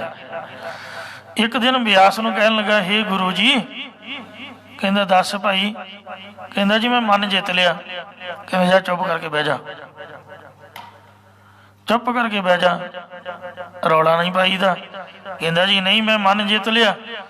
ਉਹ ਕਹਿੰਦੇ ਭਲਿਆ ਮਾਨਸ, ਮਨ ਤਾਂ ਮੈਥੋਂ ਨਹੀਂ ਜਿੱਤਿਆ ਗਿਆ। ਵੱਡੇ ਵੱਡੇ ਹੰਭ ਗਏ ਸ਼ਿਵ ਜੀ, ਵਿਸ਼ਨੂੰ ਵਰਗੇ, ਤੇ ਤੂੰ ਕਿੱਥੋਂ ਜਿੱਤ ਲਿਆ? ਕਹਿੰਦਾ ਜੀ ਨਹੀਂ, ਮੈਂ ਜਿੱਤ ਲਿਆ। ਕਹਿੰਦੇ ਚੰਗਾ, ਫਿਰ ਤਕੜਾ ਨਹੀਂ, ਕਿਤੇ ਪਰਖ ਕਰਾਂਗੇ ਫਿਰ ਵੇਖਾਂਗੇ। ਇਉਂ ਜੈਮਨ ਮੁਨੀ ਨੂੰ ਤੋਰ ਦਿੱਤਾ। ਤੇ ਸਾਧ ਸੰਗਤ ਜੀਓ ਅਚਨਚੇਤ ਹੀ ਇੱਕ ਵਾਰ ਸ਼ਾਮਾਂ ਦਾ ਟਾਈਮ ਤੇ ਸੁੰਦਰ ਸਰੂਪ ਲੜਕੀ ਦਾ ਰੂਪ ਬਣਾ ਲਿਆ ਤੇ ਗਹਿਣਾ ਗੱਟਾ ਬਸਤਰ ਪਾਏ ਹੋਏ ਜੈਮਨ ਮੁਨੀ ਦੇ ਆਸ਼ਰਮ ਦੇ ਉਹ ਜਿਹੜੀ ਬੀਬੀ ਸੀ ਨੌਜਵਾਨ ਰੋਂਦੀ ਹੋਈ ਆਈ। ਜੈਮਨ ਮੁਨੀ ਨੂੰ ਤਰਸ ਆਇਆ। ਕਹਿੰਦੇ ਬੀਬੀ ਭੈਣਾ, ਤੂੰ ਰੋ ਕਿਉਂ ਰਹੀ ਹੈ? ਤੇਰੇ ਵਿਆਹ ਵਾਲੇ ਕੱਪੜੇ ਨੇ। ਕਹਿਣ ਲੱਗੀ ਵੀ ਜਿਹੜੇ ਮੇਰੇ ਪਤੀ ਦੇਵ ਸਨ ਉਹ ਮੈਥੋਂ ਵਿਛੜ ਗਏ ਨੇ ਤੇ ਮੈਨੂੰ ਜੰਗਲ 'ਚ ਰਸਤਾ ਨਹੀਂ ਪਤਾ। ਹੁਣ ਰਾਤ ਦਾ ਟਾਈਮ ਹੈ, ਮੈਂ ਕਿੱਥੇ ਜਾਵਾਂ ਜੀ? ਮੈਨੂੰ ਇੱਥੇ ਆਪਦੀ ਕੁਟੀਆ ਦੇ ਵਿੱਚ ਰਹਿਣ ਦੀ ਜਗ੍ਹਾ ਦੇ ਦਿਓ। ਕਹਿਣ ਲੱਗਾ ਨਹੀਂ ਨਹੀਂ ਬੀਬੀ, ਇਹ ਰਿਖੀਆਂ ਦਾ ਆਸ਼ਰਮ ਹੈ, ਇੱਥੇ ਬੀਬੀ ਦਾ ਨਹੀਂ ਕੋਈ ਵੀ ਕੰਮ। ਉਹ ਫੇਰ ਰੋਣ ਲੱਗ ਪਈ। ਤੇ ਫਿਰ ਇਹਨੂੰ ਤਰਸ ਆਇਆ। ਕਹਿੰਦਾ ਫਿਰ ਇੰਝ ਕਰਦੇ ਆ, ਮੈਂ ਕੁਟੀਆ ਤੋਂ ਬਾਹਰ ਆ ਜਾਣਾ ਤੇ ਤੂੰ ਅੰਦਰ ਵਿਸ਼ਰਾਮ ਕਰ ਲੈ। ਜਿੰਨਾ ਮਰਜੀ ਕੋਈ ਦਰਵਾਜ਼ਾ ਖੜਕਾਏ ਤੂੰ ਦਰਵਾਜ਼ਾ ਨਹੀਂ ਖੋਲਣਾ, ਭਾਵੇਂ ਖੁਦ ਮੈਂ ਵੀ ਆਖਾਂ ਫਿਰ ਵੀ ਦਰਵਾਜ਼ਾ ਨਹੀਂ ਖੋਲਣਾ। ਕਹਿੰਦੇ 7 ਵਜੇ ਉਹਨੇ ਅੰਦਰੋਂ ਕੁੰਡਾ ਲਾ ਲਿਆ। ਇਹ ਮੁਨੀ ਜੀ ਮਹਾਰਾਜ ਬਾਹਰ ਚੌਂਕੜਾ ਮਾਰ ਕੇ ਬੈਠ ਗਏ ਤੇ ਅੰਦਰੋਂ ਅੱਧੀ ਕੁ ਰਾਤ ਦਾ ਸਮਾਂ ਹੋਇਆ। ਬਹੁਤ ਸੁੰਦਰ ਜਿਸ ਤਰ੍ਹਾਂ ਕੀਰਤਨ ਹੁੰਦਾ ਇੰਝ ਵੇਦਾਂ ਦੀ ਧੁਨੀ ਹੋਈ, ਵੇਦਾਂ ਦਾ ਪਾਠ ਹੋਣ ਲੱਗ ਪਿਆ, ਬੜੀ ਸੁੰਦਰ ਆਵਾਜ਼। ਜੈਮਨ ਮੁਨੀ ਸੁਣਦਾ ਲਾਗੇ ਆ ਗਿਆ, ਵੇਖਿਆ ਵੀ ਆਵਾਜ਼ ਅੰਦਰੋਂ ਹੀ ਆ ਰਹੀ ਹੈ, ਉਹ ਲੜਕੀ ਦੀ ਆਵਾਜ਼ ਹੈ। ਤੇ ਕਹਿਣ ਲੱਗਾ ਵੀ ਕੁੰਡਾ ਖੋਲ। ਤੇ ਉਹ ਆਪਦੇ ਮਤੇ ਦੇ ਵਿੱਚ ਪਾਠ ਕਰਦੀ ਰਹੀ ਤੇ ਆਵਾਜ਼ਾਂ ਮਾਰ ਹੰਭ ਗਿਆ। ਆਖਰ ਜਦੋਂ ਇਹ ਰੌਲਾ ਪਾਉਣੋਂ ਹਟੇ ਹੀ ਨਾ, ਕਹਿਣ ਲੱਗੀ ਰਿਖੀ ਜੀ, ਰਿਖੀ ਦਾ ਹੁਕਮ ਹੈ ਵੀ ਦਰਵਾਜ਼ਾ ਨਹੀਂ ਖੋਲਣਾ। ਕਹਿਣ ਲੱਗਾ ਇਹ ਮੇਰੀ ਹੋਈ ਕੁਟੀਆ ਹੈ, ਮੈਂ ਜੈਮਨ ਮੁਨੀ ਬੋਲ ਰਿਹਾ। ਕਹਿੰਦੇ ਨਹੀਂ ਮਹਾਰਾਜ, ਆਪਨੇ ਹੁਕਮ ਕੀਤਾ ਸੀ ਵੀ ਖੁਦ ਮੈਂ ਆਪ ਵੀ ਆਖਾਂ ਤਾਂ ਵੀ ਦਰਵਾਜ਼ਾ ਨਹੀਂ ਖੋਲਣਾ। ਕਹਿੰਦਾ ਦੱਸਦਾ ਮੈਂ ਤੈਨੂੰ ਪਤਾ। ਅੱਗ ਲੈਣ ਆਈ ਤੇ ਘਰ ਦੀ ਮਾਲਕਣ ਬਣ ਕੇ ਬਹਿ ਗਈ। ਬੜਾ ਜ਼ੋਰ ਲਾਇਆ, ਜਦੋਂ ਨਹੀਂ ਖੋਲਿਆ ਛੱਤ ਪਾੜ ਕੇ ਲਮਕ ਗਿਆ। ਜਦ ਥੱਲੇ ਲਮਕਿਆ ਤੇ ਗੱਜ ਕੇ ਆਖੋ ਸਤਨਾਮ ਸ੍ਰੀ ਵਾਹਿਗੁਰੂ। ਜਟਾ ਜੋੜ ਬਿਆਸ ਰਿਖੀ ਚੌਂਕੜਾ ਮਾਰੀ, ਵੇਦ ਧੁਨੀ ਉਤਪੰਨ ਕਰ ਰਹੇ ਸਨ। ਆਵਾਜ਼ ਉਹਨਾਂ ਨੇ ਇਸ ਤਰ੍ਹਾਂ ਦੀ ਕੱਢੀ, ਉਹਨੂੰ ਭੁਲੇਖਾ ਪੈ ਗਿਆ ਸੀ ਤਾਂ ਬਿਆਸ ਮੁਨੀ, ਅਭਿਆਸ ਰਿਖੀ। ਵੇਦ ਵਿਆਸ, ਵੇਦਾਂ ਦੇ ਕਰਤਾ। ਇੰਨਾ ਪਾਣੀਓ ਪਾਣੀ ਆਪਦੀ ਸ਼ਰਮ 'ਚ ਡੁੱਬ ਗਿਆ। ਕਹਿਣ ਲੱਗੇ ਪੁੱਤ ਹੁਣ ਦੱਸ। ਕੰਨ ਪੁੱਟਿਆ, ਤੂੰ ਕਹਿੰਦਾ ਸੀ ਨਾ ਵੀ ਮੈਂ ਮਨ ਜਿੱਤ ਲਿਆ, ਹੁਣ ਪੁੱਤ ਹੁਣ ਦੱਸ। ਤੇ ਇਸ ਵਾਸਤੇ ਦਮ ਗਜਾ ਨਹੀਂ ਮਾਰੀਦਾ। ਨਾਰਦ ਮੁਨੀ ਨੇ ਵੀ ਇਸ ਤਰ੍ਹਾਂ ਕਿਹਾ ਤਾਂ ਉਸ ਵਕਤ ਸਭ ਦੇਵਤਿਆਂ ਨੂੰ ਸਮਝਾਇਆ ਵੀ ਸਾਨੂੰ ਦੱਸਿਆ, ਗਾਹ ਨਾ ਦੱਸੀ। ਸ਼ਿਵ ਜੀ ਬ੍ਰਹਮਾ ਤੇ ਵਿਸ਼ਨੂੰ ਦੇ ਕੋਲ ਜਾ ਕੇ ਕਹਿਣ ਲੱਗ ਪਿਆ, ਕਹਿਣ ਲੱਗੇ ਭਾਈ ਇਸ ਤਰ੍ਹਾਂ ਰੌਲਾ ਨਹੀਂ ਪਾਈਦਾ, ਤੇ ਤੂੰ ਜਿੱਤ ਲਿਆ ਤੇ ਚੁੱਪ ਕਰਕੇ ਭਜਨ ਕਰੀ ਜਾ, ਤੇ ਕੋਈ ਨਹੀਂ ਸਮਾਂ ਆਊਗਾ ਫਿਰ ਵੇਖਾਂਗੇ। ਤੇ ਇਹ ਵੀ ਇੱਕ ਕਾਫੀ ਲੰਬੀ ਸਟੋਰੀ ਗ੍ਰੰਥਾਂ ਵਿੱਚ ਲਿਖੀ ਹੋਈ ਹੈ ਕਿ ਭਗਵਾਨ ਵਿਸ਼ਨੂੰ ਨੇ ਆਪਦੀ ਮਾਇਆ ਦੀ ਰਚਨਾ ਨਾਲ ਇੱਕ ਰਾਜੇ ਦੀ ਪੁਰੀ ਬਣਾ ਲਈ, ਰਾਜਾ ਬਣਾ ਲਿਆ, ਅਤੇ ਰਾਜਕੁਮਾਰੀ ਸਭ ਕੁਛ ਮਾਇਆ ਦੀ ਰਚਨਾ ਰਚ ਲਈ। ਤੋ ਉਹ ਲక్ష్ਮੀ ਦਾ ਰੂਪ, ਅਤੇ ਜਦ ਇਹਨੇ ਨਾਰਦ ਮੁਨੀ ਨੇ ਹੱਥ ਵੇਖਿਆ, ਰਾਜਾ ਕਹਿੰਦਾ ਜੀ ਮੇਰੀ ਧੀ ਰਾਣੀ ਦਾ ਹੱਥ ਵੇਖੋ।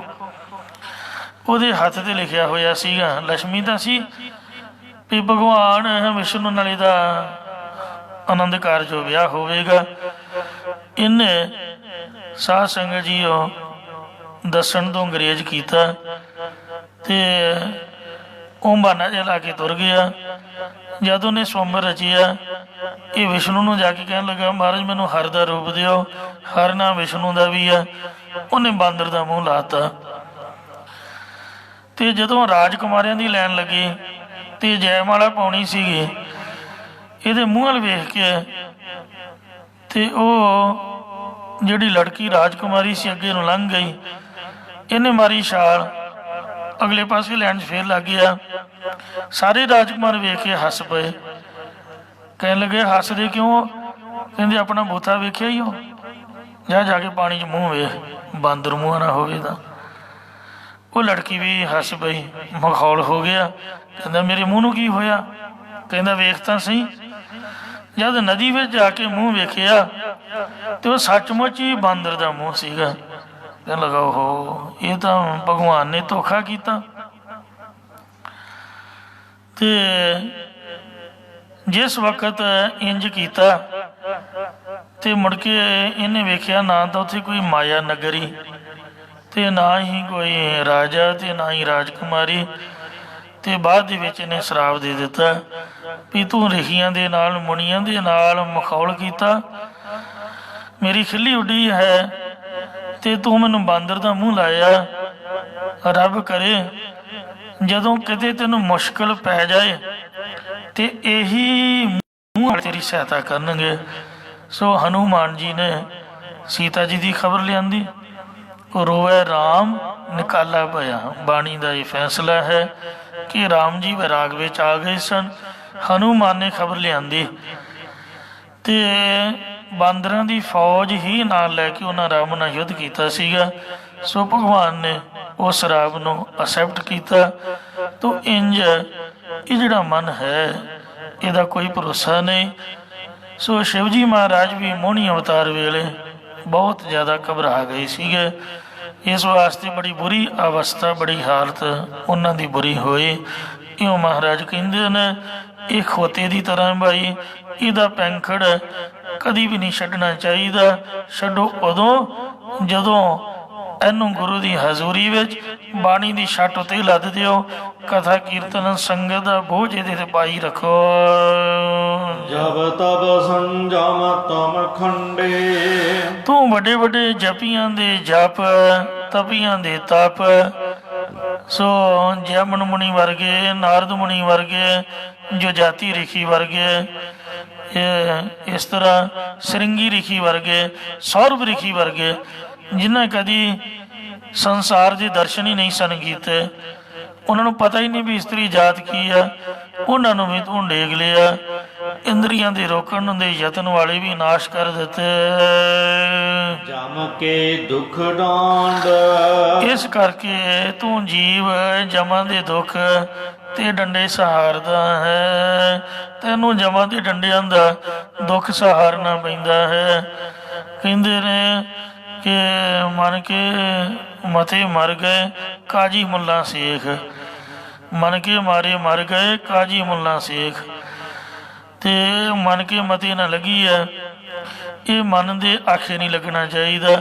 ਬਾਣੀ ਵਿੱਚ ਵੀ ਲਿਖਿਆ ਮਨ ਕੀ ਮਤ ਤਿਆਗੋ ਹਰ ਜਨ। ਜੇ ਤੁਸੀਂ ਸੱਚਮੁੱਚ ਹੀ ਗੁਰੂ ਦੇ ਸਿੱਖ ਹੋ, ਹਰੀ ਜਨ ਹੋ, ਤਾਂ ਆਪਦੇ ਮਨ ਦੀ ਮਤ ਨੂੰ ਤਿਆਗ ਦੇਵੋ। ਪਰ ਹੈ ਇਹ ਬੜਾ ਔਖਾ, ਇਹ ਬਹੁਤ ਕਠਿਨ ਨਹੀਂ। ਇਹੀ ਗੱਲ ਔਖੀ ਹੈ ਜਿਹੜੀ ਮਨ ਦੀ ਮਤ ਨੂੰ ਛੱਡਣਾ ਹੈ। ਤੋ ਜਮਾਂ ਦੇ ਡੰਡਿਆਂ ਦਾ ਦੁੱਖ ਸਹਾਰਨਾ ਪੈਂਦਾ ਹੈ। ਸਿਮਰੈ ਨਾਹੀ ਜੋਨ ਦੁਖ, ਤੂੰ ਜੋਨੀਆਂ ਦੇ ਦੁੱਖ ਨੂੰ ਯਾਦ ਨਹੀਂ ਕਰਦਾ ਹੈ। ਨਿਰਲਜੇ ਪਾਂਡ ਇਹ ਨਿਰਲਜੇ ਬੇਸ਼ਰਮ ਮਸਖਰੇ ਮਨਾ, ਮਤਲਬ ਮਨ ਦੇ ਪਿੱਛੇ ਲੱਗਣ ਨਾਲ 84 ਲੱਖ ਜੋਨੀਆਂ ਭੋਗਣੀਆਂ ਪੈਣਗੀਆਂ। ਗੌੜੀ ਮਹੱਲਾ ਪੰਜਵਾ। ਕਈ ਜਨਮ ਭਈ ਕੀਟ ਪਤੰਗਾ, ਕਈ ਜਨਮ ਗਜ ਮੀਨ ਕੁਰੰਗਾ, ਕਈ ਜਨਮ ਬੰਕੀ ਸਰਬ ਹੋਇਓ, ਕਈ ਜਨਮ ਹੈ ਬਿਰ ਬਿਰਖ ਜੋਇਓ। ਮਿਲ ਜਗਦੀਸ਼ ਮਿਲਣ ਕੀ ਬਰੀਆ, ਚਿਰੰਕਾਲੀ ਦੇਹ ਸੰਜਰੀਆ। ਤੋ ਜੂਨੀਆਂ ਦੇ ਦੁੱਖ ਤੈਨੂੰ ਸਹਾਰਨੇ ਪੈਣਗੇ। ਹਰ ਸੰਗ ਸਹਾਈ ਮਹਾਮੀਤ, ਜੋ ਹਰੀ ਪਰਮੇਸ਼ਰ ਇਸ ਲੋਕ ਦੇ ਵਿੱਚ ਤੇਰੇ ਨਾਲ ਹੋ ਕੇ ਸਹਾਇਤਾ ਕਰਨ ਵਾਲਾ ਤੇ ਪਰਲੋਕ ਦੇ ਵਿੱਚ ਵੀ ਸਹਾਇਤਾ ਕਰਨ ਵਾਲਾ ਬੜਾ ਵੱਡਾ ਮਿੱਤਰ ਹੈ। ਸੋ ਤੇਰਾ ਭੇਦ, ਉਹਦੇ ਨਾਲੋਂ ਤੇਰਾ ਅੰਤਰ ਬਣਿਆ ਹੋਇਆ ਹੈ, ਫਰਕ ਪਿਆ ਹੋਇਆ ਹੈ। ਕਹਿੰਦੇ ਨੇ ਸੁਤ ਕੰਚਨ ਸਿਓ ਹੇਤ ਵਧਾਇਆ, ਧੀਆਂ ਪੁੱਤਰਾਂ ਦੇ ਨਾਲ ਸੋਨੇ ਚਾਂਦੀ ਦੇ ਗਹਿਣਿਆਂ ਦੇ ਨਾਲ ਤਾਂ ਪ੍ਰੇਮ ਵਧਾਇਆ ਹੋਇਆ ਕਿ ਆ ਵੀ ਮੇਰਾ, ਆ ਵੀ ਮੇਰਾ, ਪਰ ਸਭ ਕੁਛ ਆਪਣਾ ਇੱਕ ਰਾਮ ਪਰਾਇਆ। ਸਭ ਨੂੰ ਆਪਣਾ ਕਰਕੇ ਮੰਨੀ ਬੈਠਾ, ਇੱਕ ਰਾਮ ਹੀ ਬਗਾਨਾ ਮੰਨਿਆ ਹੈ। ਰੀਦਾ ਪੰਚਾ ਬਟਵਾਰਾਈ, ਇਹ ਮਨਾ ਤੂੰ 5 ਕਾਮ ਕ੍ਰੋਧ ਆਦਿਕ ਲੁਟੇਰਿਆਂ ਦੇ ਨਾਲ ਮਿਲਿਆ ਹੋਇਆ ਹੈ। ਜਿਹੜਾ ਲੁਟੇਰਿਆਂ ਨਾਲ ਮਿਲਿਆ ਹੋਵੇ, ਜਿਹੜੀ ਪੁਲਿਸ ਹੈ, ਸਰਕਾਰ ਹੈ, ਉਹਨੂੰ ਵੀ ਲੁਟੇਰਾ ਹੀ ਸਮਝਦੀ ਹੈ। ਜਿਹਦੇ ਤੋਂ ਚੋਰੀ ਦਾ ਮਿਆਲ ਮਿਲ ਜਾਏ ਉਹਨੂੰ ਸਮਝਦੇ ਨੇ ਵੀ ਇਹ ਵੀ ਉਹਨਾਂ ਦੇ ਨਾਲ ਦਾ ਹੀ ਹੈ। ਤੋ ਇਸ ਲਈ ਜੇ ਤੂੰ ਇਹਨਾਂ ਦੇ ਆਖੇ ਲੱਗਦਾ ਹੈ, ਚੋਰੀ ਮਿਰਗ ਅੰਗੂਰੀ ਖਾਏ, ਇਹ ਚੋਰੀ ਚੋਰੀ ਹਰੀ ਅੰਗੂਰੀ ਚਰਦਾ ਹੈ, ਕਾਮ ਕ੍ਰੋਧ ਕਾਇਆ ਕੋ ਗੱਲ ਹੈ, ਇਹਨਾਂ ਦੇ ਪਿੱਛੇ ਲੱਗਾ ਹੋਇਆ ਹੈ ਤੇ ਤੂੰ ਲੁਟੇਰਿਆਂ ਦੇ ਨਾਲ ਮਿਲਿਆ ਹੋਇਆ, ਤੈਨੂੰ ਸਜ਼ਾ ਮਿਲੇਗੀ। ਬਜਿਓ ਮਹਾ ਖੇਦਾ, ਜਿਸ ਕਰਕੇ ਤੇਰੇ ਅੰਦਰ ਬਹੁਤ ਖੇਦ ਦੁੱਖ ਕਲੇਸ਼ ਪੈਦਾ ਹੁੰਦਾ ਰਹਿੰਦਾ ਹੈ। ਕੋਈ ਵੀ ਕਿਸੇ ਨੂੰ ਦੁਖੀ ਨਹੀਂ ਕਰਦਾ। ਇਨਸਾਨ ਦੇ ਜਿਹੜੇ ਆਪਣੇ ਔਗਣ ਨੇ, ਆਪਣੇ ਵਿਕਾਰ ਨੇ, ਉਹੀ ਅੰਦਰੋਂ ਅੰਦਰ ਇਹਨੂੰ ਦੁਖੀ ਕਰਦੇ ਰਹਿੰਦੇ ਨੇ। ਇਸ ਲਈ ਕਹਿੰਦੇ ਦਦਾ ਦੋਸ ਨਾ ਦਿਓ ਕਿਸੇ, ਦੋਸ ਕਰਮਾ ਆਪਣਿਆ, ਜੋ ਮੈਂ ਕੀਆ ਸੋ ਮੈਂ ਪਾਇਆ, ਦੋਸ ਨਾ ਦੀਜੈ ਅਵਰ ਜਣਾ। ਕ੍ਰੋਧ ਦੇ ਵਿੱਚ ਇਨਸਾਨ ਕਈ ਕਤਲ ਕਰ ਬੈਠਦਾ, ਪਰ ਉਹਦੇ ਮਨ ਨੂੰ ਸ਼ਾਂਤੀ ਨਹੀਂ ਆ ਸਕਦੀ। ਕਾਮ ਦਾ ਮਸਤੀਆ ਹੋਇਆ ਸੋ ਕਈਆਂ ਥਾਵਾਂ ਦੇ ਵਿਗਾੜ ਪੈਦਾ ਕਰਦਾ, ਪਰ ਉਹ ਖੁਦ ਆਪ ਟਿਕੇ ਨਹੀਂ ਬੈਠ ਸਕਦਾ। ਸੋ ਮਨ ਕਦੀ ਵੀ ਵਿਕਾਰੀ ਬੰਦੇ ਦਾ ਸ਼ਾਂਤ ਨਹੀਂ ਹੋ ਸਕਦਾ। ਜਿਹੜਾ ਕਿਸੇ ਨੂੰ ਦੁਖੀ ਕਰਦਾ ਹੈ ਉਹਦਾ ਆਪ ਦਾ ਮਨ ਵੀ ਨਹੀਂ ਟਿਕਦਾ। ਇਸ ਲਈ ਸੋ ਮਹਾਰਾਜ ਕਹਿੰਦੇ ਤੈਨੂੰ ਖੇਦ ਦੁੱਖ ਕਲੇਸ਼ ਪੈਦਾ ਹੋਏਗਾ। ਆਪਦੇ ਸਹਿੜੇ ਹੋਈ ਦੁੱਖ ਤੈਨੂੰ ਦੁਖੀ ਕਰਨਗੇ। ਸ਼ਾਂਤੀ ਦਾ ਸਭ ਤੋਂ ਉੱਤਮ ਤਰੀਕਾ ਮਹਾਰਾਜ ਦਾ ਸਿਮਰਨ ਹੈ। ਸ੍ਰੀ ਸੁਖਮਨੀ ਸਾਹਿਬ ਦੀ ਰਹਾਉ ਵਾਲੀ ਪੰਕਤੀ ਸਾਹਿਬਾਂ ਦੀ ਆਗਿਆ ਕਿ ਸਿਮਰੋ ਸਿਮਰ ਸਿਮਰ ਸੁਖ ਪਾਵੋ, ਕਲ ਕਲੇਸ਼ ਤਨ ਮਾਹੀ ਮਿਟਾਵੋ। ਕਲਯੁਗ ਦੇ ਕਲੇ ਕਲੇਸ਼ ਮਹਾਰਾਜ ਦੇ ਸਿਮਰਨ ਦੇ ਨਾਲ, ਭਜਨ ਦੇ ਨਾਲ ਮਿਟਦੇ ਨੇ। ਆਪਦੇ ਧੀਆਂ ਪੁੱਤਾਂ ਦਾ ਸਿਮਰਨ ਕਰੋਗੇ, ਭੈਣ ਭਰਾਵਾਂ ਦਾ ਕਰੋਗੇ ਤਾਂ ਕਲੇਸ਼ ਪੈਣਗੇ। ਕਹਿਣ ਦਾ ਭਾਵ ਇਹ ਹੈ ਵੀ ਮਹਾਰਾਜ ਨੇ ਗ੍ਰਸਤ ਪਰਿਵਾਰ ਤਾਂ ਬਖਸ਼ਿਆ ਹੈ, ਪਰ ਜਿਹੜਾ ਮਨ ਦਾ ਧਿਆਨ ਹੈ ਉਹ ਬਾਣੀ ਤੇ ਨਾਮ ਦੇ ਵਿੱਚ ਲਾਉਣ ਦੀ ਆਗਿਆ ਕੀਤੀ ਹੈ। ਜਿਹੜੀ ਲੇਵ ਹੈ, ਬਿਰਤੀ ਹੈ, ਧਿਆਨ ਹੈ, ਇਹ ਮਹਾਰਾਜ ਦੇ ਨਾਮ ਦੀ ਬਾਣੀ ਵਿੱਚ ਲਾਉਣਾ ਹੈ। ਜੇ ਅਸੀਂ ਆਪਦੇ ਕਿਸੇ ਪਿਆਰੇ ਦਾ ਮੋਹ ਦੇ ਮਾਰੇ ਸਿਮਰਨ ਕਰਾਂਗੇ ਤਾਂ ਦੁੱਖ ਪੈਣਗੇ, ਕਲੇਸ਼ ਪੈਣਗੇ, ਮਨ ਜਕੜਿਆ ਜਾਊਗਾ, ਅਸ਼ਾਂਤ ਰਹੇਗਾ। ਤੇ ਜੇ ਵਾਹਿਗੁਰੂ ਦਾ ਸਿਮਰਨ ਕਰਾਂਗੇ ਤਾਂ ਕਲੇਸ਼ ਨਿਬੜਨਗੇ, ਖਤਮ ਹੋਣਗੇ। ਇਸ ਵਾਸਤੇ ਤੋ ਕਛੂ ਆਂਡਾ ਧਿਆਨ ਧਰ, ਕਰ ਪਰਪੱਕ ਨਦੀ ਵਿੱਚ ਆਣ। ਜਿਵੇਂ ਕੱਛੂ ਕੰਮੀ ਆਪਦੀ ਆਂਡੇ ਦਾ ਧਿਆਨ ਕਰਦੀ ਹੈ ਤੇ ਬਰੇਤੀ ਦੇ ਵਿੱਚੋਂ ਪੱਕ ਕੇ ਬੱਚਾ ਨਿਕਲ ਕੇ ਪਾਣੀ ਵਿੱਚ ਉਹਦੇ ਨਾਲ ਆ ਕੇ ਮਿਲ ਜਾਂਦਾ ਹੈ। ਇਸੇ ਤਰ੍ਹਾਂ ਊਡੇ ਊੜ ਆਵੈ ਸੇ ਕੋਸਾ, ਤਿਸ ਪਾਛੈ ਬਚਰੇ ਸ਼ਰਿਆ, ਤਿਨ ਕਮਣ ਖਿਲਾਵੈ ਕਮਣ ਚੁਗਾਵੈ, ਮਨ ਮੈਂ ਸਿਮਰਨ ਕਰਿਆ। ਜਿਹੜੀਆਂ ਕੂੰਜਾਂ ਨੇ ਪਹਾੜੀ ਇਲਾਕੇ ਦੇ ਵਿੱਚ ਬਰਫੀਲੀ ਜਗ੍ਹਾ 'ਤੇ ਆਪਦੇ ਆਂਡੇ ਆਦਿਕ ਦੇ ਕੇ ਤੇ ਬਰਫ਼ ਪੈਣ ਤੋਂ ਖੁਸ਼ਕ ਜਗ੍ਹਾ ਮਾਰੂਥਲ ਇਸ ਧਰਤੀ 'ਤੇ ਆ ਜਾਂਦੀਆਂ ਨੇ। ਉਹ ਧਿਆਨ ਦੇ ਵਿੱਚ ਹੀ, ਸਿਮਰਨ ਦੇ ਵਿੱਚ ਹੀ, ਸੋ ਉਹਨਾਂ ਦਾ ਧਿਆਨ ਧਾਰਦੀਆਂ ਇੰਨੀ ਤਾਕਤ ਰੱਬ ਨੇ ਪਾਈ ਹੈ ਕਿ ਆਪਦੇ ਆਪ ਉਹ ਬੱਚੇ ਵਿੱਚੋਂ ਨਿਕਲ ਕੇ ਤੇ ਕੂੰਜਾਂ ਦੇ ਨਾਲ ਮਿਲ ਜਾਂਦੇ ਹਨ। ਇਸ ਤਰ੍ਹਾਂ ਦਾ ਧਿਆਨ ਵਾਹਿਗੁਰੂ ਜੀ ਦੇ ਚਰਨਾਂ ਵਿੱਚ ਹੋਣਾ ਚਾਹੀਦਾ। ਜਿਵੇਂ ਅਸੀਂ ਆਪਦੇ ਭੈਣ ਭਰਾ ਨੂੰ, ਆਪਦੀ ਪਿਆਰੀ ਨੂੰ ਚੇਤੇ ਕਰਦੇ ਹਾਂ, ਇਸ ਤਰ੍ਹਾਂ ਦਾ ਸਿਮਰਨ ਪਾਤਸ਼ਾਹ ਜੀ ਕਹਿੰਦੇ ਨੇ ਕਿ ਵਾਹਿਗੁਰੂ ਅਕਾਲ ਪੁਰਖ ਦਾ ਬਣ ਜਾਏ। ਇੱਕ ਸੂਰਦਾਸ ਭਗਤ ਦੀ ਬਾਣੀ ਸ੍ਰੀ ਗੁਰੂ ਗ੍ਰੰਥ ਸਾਹਿਬ 'ਚ ਦਰਜ ਹੈ। ਮੈਂ ਭਗਤਮਾਲ ਗ੍ਰੰਥ ਪੜ੍ਹਦੇ ਹਾਂ, ਉਹਨਾਂ ਦੀ ਸਾਖੀ ਪੜ੍ਹੀ ਹੈ। ਉਹ ਜਮਾਂਦਰੂ ਅੰਨੇ ਨਹੀਂ ਸਨ, ਮਾਫ ਕਰਨਾ, ਅੰਨੇ ਨੂੰ ਸੂਰਦਾਸ ਕਹਿੰਦੇ ਨੇ ਜਿਹਦੇ ਨੇਤਰ ਨਾ ਹੋਣ। ਬਾਅਦ ਦੇ ਵਿੱਚ ਉਹਨਾਂ ਨੇ ਆਪਦੇ ਹੱਥੀਂ ਆਪਦੀਆਂ ਅੱਖਾਂ ਦੀ ਨਿਗਾਹ ਗਵਾਈ। ਉਹਦੇ 'ਚ ਸਾਖੀ 'ਚ ਇੰਝ ਲਿਖਿਆ ਹੋਇਆ ਵੀ ਉਹਨਾਂ ਦੀ ਨਿਗਾਹ ਉਟਕ ਗਈ ਕਿਸੇ ਬੀਬੀ ਤੇ, ਵੇਸਵਾ ਤੇ ਅੱਧੀ ਰਾਤ ਨੂੰ ਉਹਨਾਂ ਨੇ ਸੋਚਿਆ ਵੀ ਰੱਸਾ ਲਮਕ ਰਿਹਾ ਤੇ ਰੱਸੇ ਨੂੰ ਫੜ ਕੇ ਬਾਰੀ ਉੱਪਰ ਖੁੱਲੀ ਹੋਈ ਹੈ। ਗਰਮੀਆਂ ਦੇ ਦਿਨ ਸੀਗੇ, ਬਾਰੀ ਤਾਂ ਉਹਨੇ ਖੋਲੀ ਵੀ ਹਵਾ ਹੁਆ ਆਊਗੀ, ਤੇ ਰੱਸਾ ਸਮਝ ਕੇ ਹਨੇਰੇ ਦੇ ਵਿੱਚ ਉਹ ਫੜ ਕੇ ਚੜ੍ਹ ਗਿਆ। ਤੇ ਜਿਸ ਵਕਤ ਚੜ੍ਹਿਆ ਉਹ ਵੇਖ ਕੇ ਹੈਰਾਨ ਰਹਿ ਗਈ। ਕਹਿਣ ਲੱਗੀ ਵੀ ਕਿਵੇਂ ਇੱਥੇ, ਕਿਸ ਤਰੀਕੇ ਦੇ ਨਾਲ ਐਡੀ ਉੱਚੀ ਚੜ੍ਹ ਕੇ ਤੂੰ ਆਇਆ? ਕਹਿਣ ਲੱਗਾ ਤੂੰ ਆਪੇ ਤਾਂ ਰੱਸਾ ਲਮਕਾਇਆ ਹੋਇਆ, ਬਾਰੀ ਖੋਲੀ ਹੋਈ। ਕਹਿੰਦੀ ਵੇਖਾਂ ਤਾਂ ਸਹੀ ਕਿਹੜਾ ਰੱਸਾ। ਜਦੋਂ ਦੀਵੇ ਦੀ ਲੋ ਕੀਤੀ ਤੇ ਫਣੀਅਰ ਨਾਗ, ਕਾਲਾ ਸੱਪ, ਕਿੱਡਾ ਮੋਟਾ। ਕਹਿੰਦੀ ਓਹੋ, ਲਾਹਨਤ ਹੈ ਤੇਰੇ ਵਰਗੇ ਨੂੰ। ਜਿੰਨਾ ਤੋਂ ਉਦਮ ਬੁਰੇ ਪਾਸੇ ਕੀਤਾ, ਜੇ ਇੰਨਾ ਧਿਆਨ ਤੇਰਾ ਰੱਬ 'ਚ ਜੁੜਿਆ ਹੁੰਦਾ ਤੇ ਪੱਕੀ ਗੱਲ ਹੈ ਵੀ ਅੱਜ ਤੂੰ ਰੱਬ ਦੇ ਦਰਸ਼ਨ ਪਾ ਲੈਣੇ ਸੀ। ਗੱਜ ਕੇ ਆਖੋ ਸਤਨਾਮ ਸ੍ਰੀ। ਤੂੰ ਵੇਖ ਆਪਦੀ ਮੌਤ ਨੂੰ ਵੀ ਨਹੀਂ ਤੂੰ ਜਾਣਿਆ। ਸੱਪ ਜੇ ਡੰਗ ਮਾਰ ਦਿੰਦਾ ਤੇ ਕਿੰਨਾ ਜ਼ਹਿਰੀਲਾ ਸੱਪ ਹੈ, ਤੇਰੀ ਮੌਤ ਹੋ ਸਕਦੀ ਸੀ। ਇੰਨਾ ਵੇਖੋ ਖਤਰਾ ਬੰਦਾ ਲੈਂਦਾ ਬੁਰੇ ਕੰਮ ਵਾਸਤੇ। ਬਾਣੀ ਦਾ ਫੈਸਲਾ ਹੈ, ਬੁਰੇ ਕਾਮ ਕੋ ਊਠ ਖਲੋਇਆ। ਇਹ ਜਿਹੜਾ ਪ੍ਰਕਰਨ ਹੈ, ਸ਼ਬਦ ਹੈ, ਇਹ ਮਨ ਦੇ ਪਰਥਾਏ ਹੈ। ਤੋ ਮਨ ਹੀ ਇਹਨਾਂ ਵਿਗੜਿਆ ਹੋਇਆ ਹੈ। ਬੁਰੇ ਕਾਮ ਕੋ ਊਠ ਖਲੋਇਆ। ਜਦ ਕੋਈ ਬੁਰੀ ਬਾਤ ਆਖੇ ਤੇ ਕਹਿੰਦਾ ਮੈਂ ਸ਼ੇਰ ਹਾਂ। ਚੰਗਿਆਈ ਆਲਕ ਕਰੇ। ਕੋਈ ਚੰਗਾ ਕੰਮ ਆਖੇ, ਕਹਿਣ ਲੱਗਾ ਮੇਰੇ ਗੋਡੇ ਦੁਖਦੇ ਨੇ, ਮੈਂ ਤਾਂ ਬੈਠਾ ਨਹੀਂ ਜਾਂਦਾ ਇੰਨਾ ਚਿਰ, ਮੈਂ ਤੁਰ ਕੇ ਕਿਵੇਂ ਜਾਊਂਗਾ, ਤੇ ਮੇਰੇ ਕੋਲ ਸਮਾਂ ਨਹੀਂ ਹੈ। ਬਹਾਨੇਬਾਜ਼ੀ ਮਾਰਦਾ। ਚੰਗੇ ਵਾਲੇ ਪਾਸੇ, ਸੰਗਤ ਵਾਲੇ ਪਾਸੇ ਬੜਾ ਬਹਾਨਾ ਮਾਰਦਾ। ਜੇ ਕੋਈ ਬੁਰਾ ਕਰਮ ਆਖੇ ਤਾਂ ਕਹਿੰਦਾ ਮੈਨੂੰ ਕੀ ਹੋਇਆ, ਮੈਂ ਤਾਂ ਸ਼ੇਰ ਵਰਗਾ, ਜਾਂ ਪੂਰਾ ਸ਼ੇਰ ਦਾ ਸ਼ੇਰ ਹੀ ਹੈ। ਚੰਗੇ ਕੰਮ ਲਈ ਪਾਈਆ ਵੀ ਨਹੀਂ ਹੈ।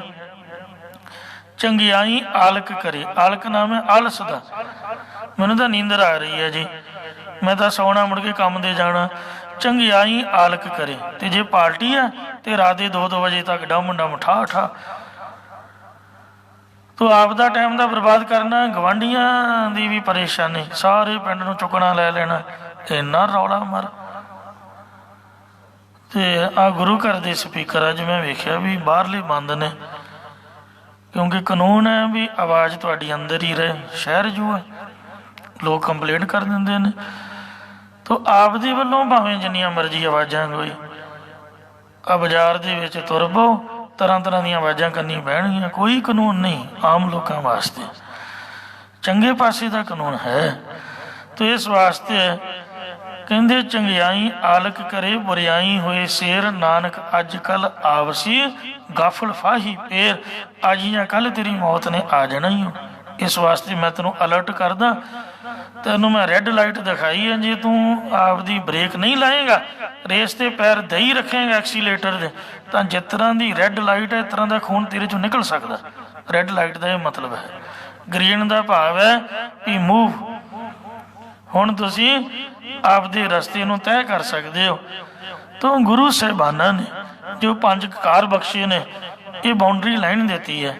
ਜਿਹੜਾ ਬਾਉਂਡਰੀ ਲਾਈਨ 'ਤੇ ਆ ਕੇ ਬ੍ਰੇਕ ਨਹੀਂ ਮਾਰੇਗਾ, ਰੈੱਡ ਲਾਈਟ ਨੂੰ ਦੇਖੇਗਾ ਨਹੀਂ, 4 ਵਜਰ ਕਰੈਤਾਂ ਰੈੱਡ ਲਾਈਟ ਜਗਾਈ ਹੋਈ ਹੈ, ਨਹੀਂ ਫੋਲੋ ਕਰੇਗਾ ਤੇ ਫਿਰ ਆਪਦੇ ਹੱਥੀਂ ਆਪਦਾ ਨੁਕਸਾਨ। ਮਹਾਰਾਜ ਨੇ ਤਾਂ ਅਲਰਟ ਕਰ ਦਿੱਤਾ, ਇਸ ਦੇ ਹੀ ਅੰਦਰ 5 ਚੋਰ ਵਸੈ, ਕਾਮ ਕ੍ਰੋਧ ਲੋਭ ਮੋਹ ਹੰਕਾਰ, ਅੰਮ੍ਰਿਤ ਲੁਟੈ ਮਨਮੁਖ ਨਹੀਂ ਬੂਝੈ, ਕੋਈ ਨਾ ਸੁਖੈ ਸੁਣੈ ਪੁਕਾਰ, ਅੰਧਾ ਜਗਤ ਅੰਧ ਵਰਤਾਰੈ, ਅੰਧੇ ਕੋਈ ਅੰਧੇ ਠੇਲੇ।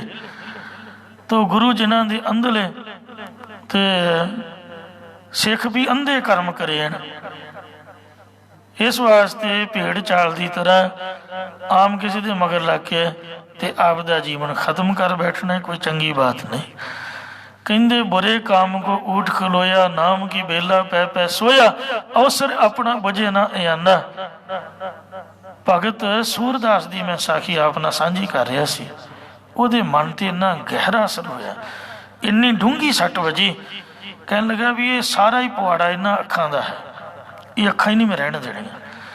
ਉਹਨੇ ਸਲਾਈਆਂ ਫੜੀਆਂ ਤੇ ਅੱਗ ਦੇ ਵਿੱਚ ਰੱਖ ਕੇ ਗਰਮ ਕੀਤੀਆਂ, ਗਰਮ ਕਰਕੇ ਤੱਤੀਆਂ ਤੱਤੀਆਂ ਸਲਾਈਆਂ ਖੁਦ ਆਪਦੀਆਂ ਅੱਖਾਂ 'ਚ ਆ ਫੇਰ ਲਈਆਂ ਵੀ ਨਾ ਕਿਤੇ ਇਹ ਵੇਖਣਗੀਆਂ ਤੇ ਨਾ ਹੀ ਮਨ ਕਿਤੇ ਦੌੜੂਗਾ। ਇਹਦਾ ਜੱਬ ਹੀ ਨਿਬੇੜੋ, ਖਤਮ ਕਰ ਦਿਓ ਕਹਾਣੀ।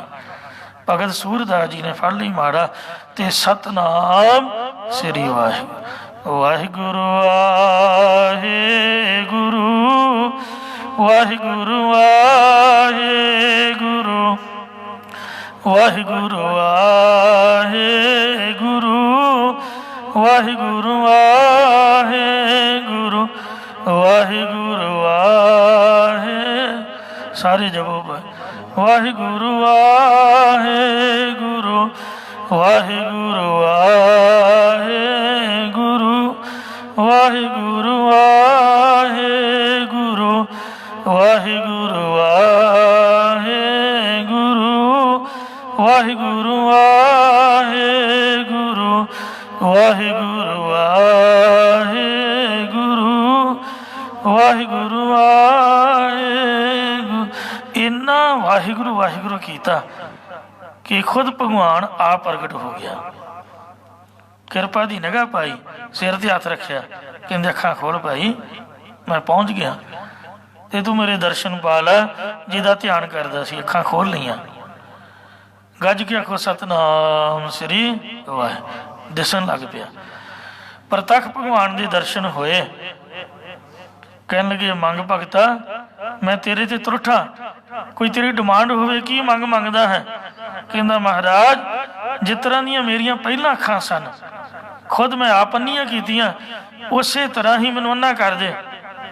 ਫਿਰ ਗੱਜ ਕੇ ਆਖੋ ਸਤਨਾਮ ਸ੍ਰੀ। ਕਹਿੰਦੇ ਇਹ ਕੀ ਕਾਰਨ? ਮੈਂ ਤਾਂ ਤੇਰੀ ਨਿਗਾਹ ਲਿਆਂਦੀ ਤੇ ਤੂੰ ਫਿਰ ਇਸ ਤਰ੍ਹਾਂ ਦਾ ਕੰਮ ਕਿਉਂ ਕਰਨ ਲੱਗਾ, ਕਿਉਂ ਗੱਲ ਕਹਿ ਰਿਹਾ? ਨਿਗਾਹ ਪੂਰੀ ਕਰਨ ਬਾਰੇ ਬੇਨਤੀ ਹੋਣੀ ਚਾਹੀਦੀ ਸੀ। ਕਹਿੰਦਾ ਨਹੀਂ ਮਹਾਰਾਜ, ਅੱਜ ਇਹਨੇ ਤੇਰੇ ਦਰਸ਼ਨ ਕਰ ਲਏ ਨੇ, ਇਹਨਾਂ ਅੱਖਾਂ ਦੇ ਵਿੱਚ ਤੇਰੇ ਹੀ ਦਰਸ਼ਨ ਵਸਦੇ ਰਹਿਣ। ਤੇ ਮਹਾਰਾਜ ਜੇ ਤੂੰ ਤੁਰਠਾ, ਇਹਨਾਂ ਅੱਖਾਂ ਨੂੰ ਇੰਝ ਹੀ ਬੰਦ ਕਰ ਦੇ ਤਾਂ ਕਿ ਤੇਰੀ ਫੋਟੋ ਮੇਰੀਆਂ ਅੱਖਾਂ ਦੇ ਵਿੱਚ ਇਸੇ ਤਰ੍ਹਾਂ ਸਾਂਭੀ ਰਹੇ। ਬਾਣੀ ਦੇ ਵਿੱਚ ਅਰਦਾਸ ਕਰਨ ਦਾ ਮਹਾਰਾਜ ਨੇ ਤਰੀਕਾ ਦੱਸਿਆ ਹੈ।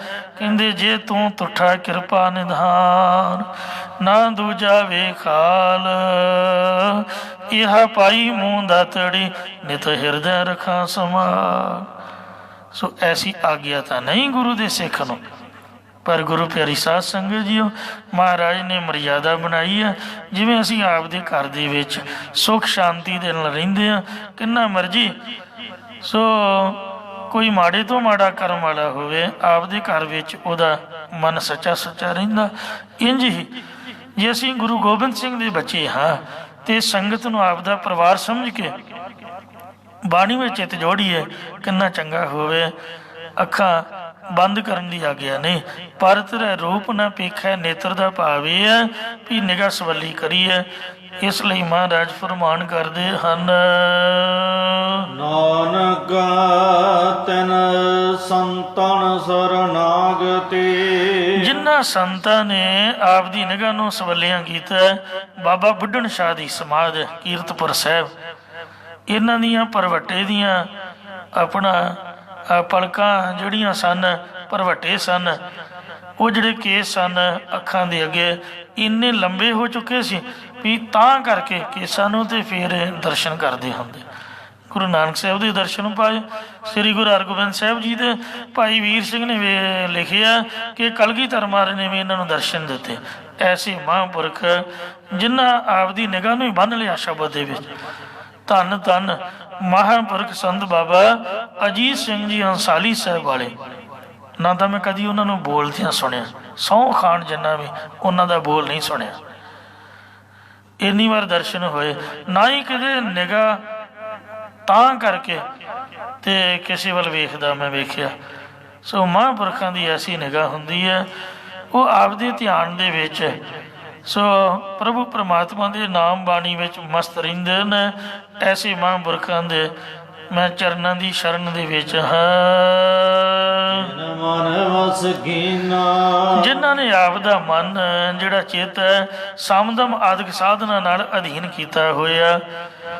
ਸਾਨੂੰ ਮਾਤਾ ਪਿਤਾ ਨੇ ਕਹਿਣਾ ਵੀ ਆਓ ਵੇਖੋ ਮਹਾਂਪੁਰਖ ਤੁਰੇ ਜਾਂਦੇ ਨੇ, ਤੇ ਆਪਾਂ ਭੱਜ ਕੇ ਵੀ ਨਾਲ ਨਾ ਮਿਲ ਸਕਣਾ। ਸੰਤ ਗਿਆਨੀ ਜਰਨੈਲ ਸਿੰਘ ਜੀ ਖਾਲਸਾ ਭਿੰਡਰਾਂ ਵਾਲੇ ਮਹਾਂਪੁਰਖ 6.5 ਫੁੱਟ ਲੰਬੇ ਉੱਚੇ ਜਵਾਨ, ਔਰ ਇੰਨੀ ਲੰਬੀ ਉਲੰਘ ਪੁੱਟਦੇ, ਕਾਹਲੀ ਤੁਰਦੇ ਵੀ ਮਾੜਾ ਬੰਦਾ ਭੱਜ ਕੇ ਵੀ ਨਾਲ ਨਾ ਮਿਲ ਸਕਦਾ। ਹੇਠਾਂ ਧਿਆਨ ਕਰਕੇ ਉਹਨਾਂ ਤੁਰੇ ਜਾਣਾ। ਤੇ ਜਦ ਦਰਬਾਰ ਸਾਹਿਬ ਦਰਸ਼ਨ ਹੋਣੇ, ਹਰ ਕੀ ਪੌੜੀ ਵਾਲੇ ਪਾਸੇ ਪਿੱਠ ਕੀਤੀ ਹੋਣੀ ਤੇ ਗੁਰਦੁਆਰੇ ਵੱਲ ਮਹਾਰਾਜ ਵੱਲ ਕੰਧ ਵੱਲ ਮੂੰਹ ਕਰਕੇ ਬਹਿਣਾ। ਅੰਦਰ ਤਾਂ ਨਹੀਂ ਬੈਠਣਾ ਵੀ ਸਿੰਘ ਨਾਲ ਜ਼ਿਆਦੇ ਹੁੰਦੇ ਸੀ, ਤੇ ਚੌਂਕ ਪ੍ਰਾਣੀਆਂ ਦੀ ਅੰਦਰ ਜਗ੍ਹਾ ਹੁੰਦੀ, ਮੱਥਾ ਟੇਕਦਿਆਂ ਸਾਰੀ ਬਾਹਰ ਆ ਜਾਣਾ ਕੰਧ ਵੱਲ ਮੂੰਹ ਕਰਕੇ ਤੇ ਹੇਠਾਂ ਨੂੰ ਧਿਆਨ ਕਰਕੇ। ਜਦ ਵੀ ਦਰਸ਼ਨ ਹੋਣੇ ਨਿਗਾਹ ਠਾਹ ਹੋਣੀ ਕੰਧ ਵੱਲ। ਦਰਬਾਰ ਸਾਹਿਬ, ਹਰਿਮੰਦਰ ਸਾਹਿਬ, ਹਰ ਕੀ ਪੌੜੀ ਵਾਲੀ ਸਾਈਡ, ਤੇ ਸਤਿਨਾਮ ਵਾਹਿਗੁਰੂ ਦਾ ਜਾਪ, ਜਪਜੀ ਸਾਹਿਬ ਦੇ 101 ਪਾਠ ਕਰਿਆ ਕਰਦੇ। ਇੱਕ ਵਾਰ ਸਿੰਘਾਂ ਨੇ ਬੇਨਤੀ ਕੀਤੀ ਵੀ ਇਹ ਕਥਾ ਨਹੀਂ ਸੁਣਦੇ। ਸੰਤ ਕਰਤਾਰ ਸੁਣੀ ਕਹਿੰਦੇ ਵੀ ਹਾਂ ਬਈ ਕਥਾ ਨਹੀਂ ਸੁਣਦਾ। ਕਹਿੰਦੇ ਜੀ ਮੈਂ ਸੁਣਦਾ ਹਾਂ। ਕਹਿੰਦੇ ਕਦੀ ਬੈਠਾ ਤਾਂ ਵੇਖਿਆ ਨਹੀਂ, ਬੱਸ 'ਚ ਬੈਠੇ ਰਹਿਣਾ ਨਾਲੇ ਪਾਠ ਕਰਦੇ ਰਹਿਣਾ। ਕਹਿੰਦੇ ਜੀ ਮੈਂ ਤੁਹਾਨੂੰ ਸੁਣਾ ਦਿੰਦਾ। ਕਹਿੰਦੇ ਸੁਣਾ ਬਈ। ਸਿੰਘਾਂ ਨੂੰ ਕਹਿੰਦੇ ਵੀ ਹਾਂ ਸੁਣੋ ਬਈ। ਇਹ ਦੇਖੋ ਉਹਨਾਂ ਨੂੰ ਤਾਂ ਪਤਾ ਸੀ, ਸਾਰੀ ਕਥਾ ਰਿਪੀਟ ਕਰ ਦਿੱਤੇ ਵੀ ਅੱਜ ਤੁਸੀਂ ਨੇ ਆਹ ਸਾਖੀ ਸੁਣਾਈ, ਆਹ ਪ੍ਰਮਾਣ ਦਿੱਤਾ, ਨਾਲ ਜਪਜੀ ਸਾਹਿਬ ਦੇ ਪਾਠ ਵੀ ਕਰੀ ਜਾਣੇ ਤੇ ਨਾਲ ਕਥਾ ਵੀ ਸੁਣੀ ਜਾਣੀ। ਕਈ ਪ੍ਰੇਮੀ ਤਰਕ ਕਰਦੇ ਨੇ ਵੀ ਜਿਹੜੀਆਂ ਸੰਗਤਾਂ ਗੁਟਕਾ ਸਾਹਿਬ ਫੜਦੀਆਂ ਜੀ ਇਹਨਾਂ ਨੂੰ ਰੋਕੋ ਜੀ। ਇੱਕ ਵਾਰ ਦਰਬਾਰ ਸਾਹਿਬ ਦੇ ਮੈਨੇਜਰ ਨੇ ਬਿਆਨ ਹੀ ਲਾਤਾ, ਉਹ ਜਿਸ ਤਰ੍ਹਾਂ ਅਸਲਾ ਲਿਜਾਈਦਾ ਇਸ ਤਰ੍ਹਾਂ ਅਸੀਂ ਕੁੜਤੀਆਂ ਦੇ ਅੰਦਰ ਗੁਟਕੇ ਪਾ ਕੇ ਲੈ ਕੇ ਗਏ ਚੋਰੀ। ਕਹਿੰਦੇ ਆਖੇ ਜੀ ਗੁਟਕਾ ਨਹੀਂ ਲੈ ਕੇ ਆਉਣਾ ਦਰਬਾਰ ਸਾਹਿਬ। ਕਿਉਂ ਨਹੀਂ ਲਿਆਉਣਾ? ਇੱਥੇ ਤੇ ਕੀਰਤਨ ਹੁੰਦਾ, ਕੀਰਤਨ ਸੁਣੋ ਜੀ। ਮੈਨੂੰ ਤਾਂ ਹੀ ਨੀਂਦ ਆ ਜਾਂਦੀ, ਨਾ ਕਥਾ ਸੁਣੀ ਜਾਂਦੀ ਨਾ ਕੀਰਤਨ। ਜੇ ਗੁਟਕਾ ਫੜ ਲਓ ਨਾਲੇ ਪਾਠ ਵੀ ਹੋ ਜਾਂਦਾ ਤੇ ਨਾਲੇ ਕਥਾ ਵੀ ਸੁਣ ਲਈਦੀ ਹੈ। ਤੇ ਜੇ ਗੁਰਦੁਆਰੇ ਨਹੀਂ ਆਪਾਂ ਗੁਟਕਾ ਫੜਨਾ ਤੇ ਦੱਸੋ ਫੜਨਾ ਕਿੱਥੇ ਆ? ਇਸ ਲਈ ਜਿਹਦਾ ਦਿਲ ਕਰਦਾ ਉਹ ਚੌਂਕੜਾ ਮਾਰ ਕੇ ਕਥਾ ਕੀਰਤਨ ਸੁਣੇ, ਤੇ ਜਿਹਦਾ ਪਾਠ ਕਰਨ ਨੂੰ ਜੀ ਕਰਦਾ ਉਹਦੇ ਲਈ ਕੈਬਨ ਬਣਾਇਆ, ਅੰਦਰ ਵੜ ਕੇ ਕਰ ਲੈ, ਜਿਹਦੀ ਮਰਜ਼ੀ ਹੈ ਬਾਹਰ ਕਰ ਲੈ, ਪਰ ਰੋਕਣਾ ਨਹੀਂ ਕਿਸੇ ਨੂੰ ਚਾਹੀਦਾ ਜਿੱਥੋਂ ਤੱਕ। ਸੋ ਇਹ ਮੇਰਾ ਆਪਦਾ ਮਨ ਹੈ, ਅੱਗੇ ਸੰਗਤਾਂ ਦੀ ਆਪਦੀ ਮਰਜ਼ੀ ਹੈ। ਕਹਿੰਦੇ ਜਿਨ੍ਹਾਂ ਮਨ ਵਸ ਵਿੱਚ ਕਰ ਲਿਆ ਉਹਨਾਂ ਦੀ ਸ਼ਰਨ ਦੇ ਵਿੱਚ ਅਸੀਂ ਬੈਠੇ ਹਾਂ, ਸੰਗਤ ਦੀ ਚਰਨ ਸ਼ਰਨ ਵਿੱਚ। ਧਨ ਧਨ ਸਰਬ ਸਿਆਪਨਾ। ਅਸੀਂ ਆਪ ਦਾ ਸਰੀਰ ਤੇ ਜੋ ਵੀ ਧਨ ਰੋਕੜੀ ਸਾਡੇ ਕੋਲ ਹੈ, ਸਰਬੰਸ ਭਾਵ ਸਭ ਕੁਝ ਹੀ ਸਭ ਜਨ ਕਉ ਦੀਨਾ। ਅਸੀਂ ਸਾਧ ਸੰਗਤ ਨੂੰ ਦਿੰਦੇ ਹਾਂ, ਉਹਨਾਂ ਨੂੰ ਭੇਟਾ ਕਰਕੇ ਅਰਦਾਸ ਕਰਦੇ ਹਾਂ ਕਿ ਸਾਡਾ ਵੀ ਮਨ ਵਸ ਵਿੱਚ ਆ ਜਾਏ। ਇਹੀ ਅਰਦਾਸ ਹੈ। ਮਨ ਦੀਆਂ ਸਾਰੀਆਂ ਖੇਡਾਂ ਨੇ, ਜੇ ਵਸ 'ਚ ਆ ਗਿਆ ਫਿਰ ਤਾਂ ਭਗਵਾਨ ਹੀ ਭਗਵਾਨ, ਰੱਬ ਹੀ ਰੱਬ ਹੈ। ਦੁਨੀਆ 'ਚ ਨਾ ਕੋਈ ਬੀਬੀ ਹੈ, ਨਾ ਕੋਈ ਬੰਦਾ ਹੈ, ਨਾ ਕੋਈ ਪਸ਼ੂ ਹੈ, ਨਾ ਪੰਛੀ ਹੈ। ਖੇਡ ਹੀ ਸਾਰੀ ਮਨ ਦੀ ਹੈ। ਤੋ ਜਿਨੇ ਸਾਰੇ ਆਕਾਰ ਬਣਾਏ ਹੋਏ ਹਨ। ਮਹਾਰਾਜ ਨੇ ਕਿਹਾ ਸਭੇ ਘਟ ਰਾਮ ਬੋਲੇ, ਸਭ ਮੈਂ ਜੋ ਜੋਤ ਹੈ ਸੋਏ। ਗੱਲ ਤਾਂ ਮਨ ਟਿਕਾਉਣ ਦੀ ਹੈ। ਤੇ ਇਸ ਵਾਸਤੇ ਸਹਿਬ ਕਿਰਪਾ ਕਰਨ, ਭੁੱਲਾਂ ਚੁੱਕਾ ਖਿਮਾ ਕਰਨ ਦੀ, ਅੱਗੇ ਤੋਂ ਸਮੱਤ ਬਖਸ਼ਣ, ਬਾਣੀ ਦੇ ਉੱਪਰ ਅਮਲ ਕਰਨ ਦੀ ਜਾਚ ਸਿਖਾਉਣ। ਇਹ ਬਾਣੀ ਦਾ ਉਪਦੇਸ਼ ਹਿਰਦੇ 'ਚ ਵਸ ਜਾਏ ਜੀ। ਨਾਨਕ ਤੈਨ ਸਰਨਾਗਤੀ ਸੰਤਨ ਸਰਨਾਗਤੀ, ਜਿਨ ਮਨ ਵਸ ਕੀਨਾ, ਤਨ ਤਨ ਸਰਬਸ ਆਪ, ਪ੍ਰਭ ਜਨ ਕੋ ਦੀਨ। ਵਾਹਿਗੁਰੂ ਜੀ ਕਾ ਖਾਲਸਾ, ਵਾਹਿਗੁਰੂ ਜੀ ਕੀ ਫਤਿਹ। ਰਾਮਕਲੀ ਮਹੱਲਾ ਤੀਜਾ। ਆਨੰਦ ਇਕ ਓੰਕਾਰ ਸਤਿਗੁਰੂ ਪ੍ਰਸਾਦ। ਆਨੰਦ ਭਇਆ ਮੇਰੀ ਮਾਏ ਸਤਿਗੁਰੂ, ਸਤਿਗੁਰ ਤੋਂ ਪਾਇਆ ਸਹਿਜ ਸਿਧੀ। ਦੀਆਂ ਵਧਾਈਆਂ ਰਾਗ ਰਤਨ ਪਰਵਾਰ ਭਰੀਆਂ ਸ਼ਬਦ ਗਾਉਣ ਆਈਆਂ। ਸ਼ਬਦੋ ਤੰਗਾਵੋ ਹਰੀ ਕੇਰਾ ਮਨ ਜਨੀਵ। ਸਾਇਆ ਕਹੇ ਨਾਨਕ ਆਨੰਦ ਹੋਆ ਸਤਿਗੁਰੂ ਮੈਂ ਪਾਇਆ ਏ। ਮਨ ਮੇਰਿਆ ਤੂੰ ਸਦਾ ਰਹੋ ਹਰ ਨਾਲੇ। ਹਰ ਨਾਲ ਰਹੋ ਤੂੰ ਮਨ ਮੇਰੇ ਦੁਖ ਸਭ ਸਾਰਣਾ ਅੰਗੀਕਾਰੋ ਕਰੇ ਤੇਰਾ ਕਾਰਜ। ਸਭ ਸਵਾਰਣਾ ਸਭਨਾ ਗੱਲਾਂ ਸਮਰੱਥ ਸੁਆਮੀ, ਸੋ ਕਿਉ ਮਨੋ ਵਿਸਾਰੇ। ਨਾਨਕ ਮਨ ਮੇਰੇ ਸਦਾ ਰਹੋ ਹਰ ਨਾਲੇ। ਸਾਚੇ ਸਾਹਿਬਾ ਕਿਆ ਨਹੀਂ ਘਰ ਤੇਰਾ, ਘਰ ਤਾਂ ਤੇਰਾ ਸਭ ਕਿਛ ਹੈ ਹਦੇ ਸੁਭਾਵੇ। ਸਦਾ ਸਿਵਤ ਸਲਾਹ ਤੇਰੀ, ਨਾਮ ਮਨ ਵਸਾਵੇ ਨਾਮ। ਜਨ ਕੈ ਮਨ ਵਸਿਆ ਵਾਜੇ ਸ਼ਬਦ ਕਨੇਰੇ। ਕਹੈ ਨਾਨਕ ਸੱਚੇ ਸਾਹਿਬ ਕਿਆ ਨਹੀਂ ਕਰ ਤੇਰਾ ਸੱਚਾ। ਮੇਰਾ ਆਧਾਰੂ ਸਚ ਨਾਮ ਆਧਾਰ ਮੇਰਾ, ਜਿਨ ਭੁੱਖਾ ਸਭ ਆਈਆਂ ਕਰ ਸਾਧ ਸੁਖ ਮਨਿਆਇ ਵਸਿਆ। ਜਨ ਇੱਛਾ ਸਭ ਬੁਝਾਈਆਂ। ਸਦਾ ਕੁਰਬਾਨ ਕੀਤਾ ਗੁਰ ਵੇਟੋ, ਜਿਸ ਦੀਆਂ ਇਹ ਵਡਿਆਈਆਂ। ਕਹੈ ਨਾਨਕ ਸੁਣੋ ਸੰਤੋ ਸਭ ਤਰੋਵੇ। ਮੇਰਾ ਆਧਾਰੂ ਵਾਜੇ ਪੰਜ ਸ਼ਬਦ ਘਰ ਸੁਭਾਗੈ, ਘਰ ਸੁਭਾਗੈ ਸ਼ਬਦ ਵਾਜੇ। ਕਾਲਾਜਤ ਕਰ ਧਾਰੀਆ ਵੰਜ ਦੂਤ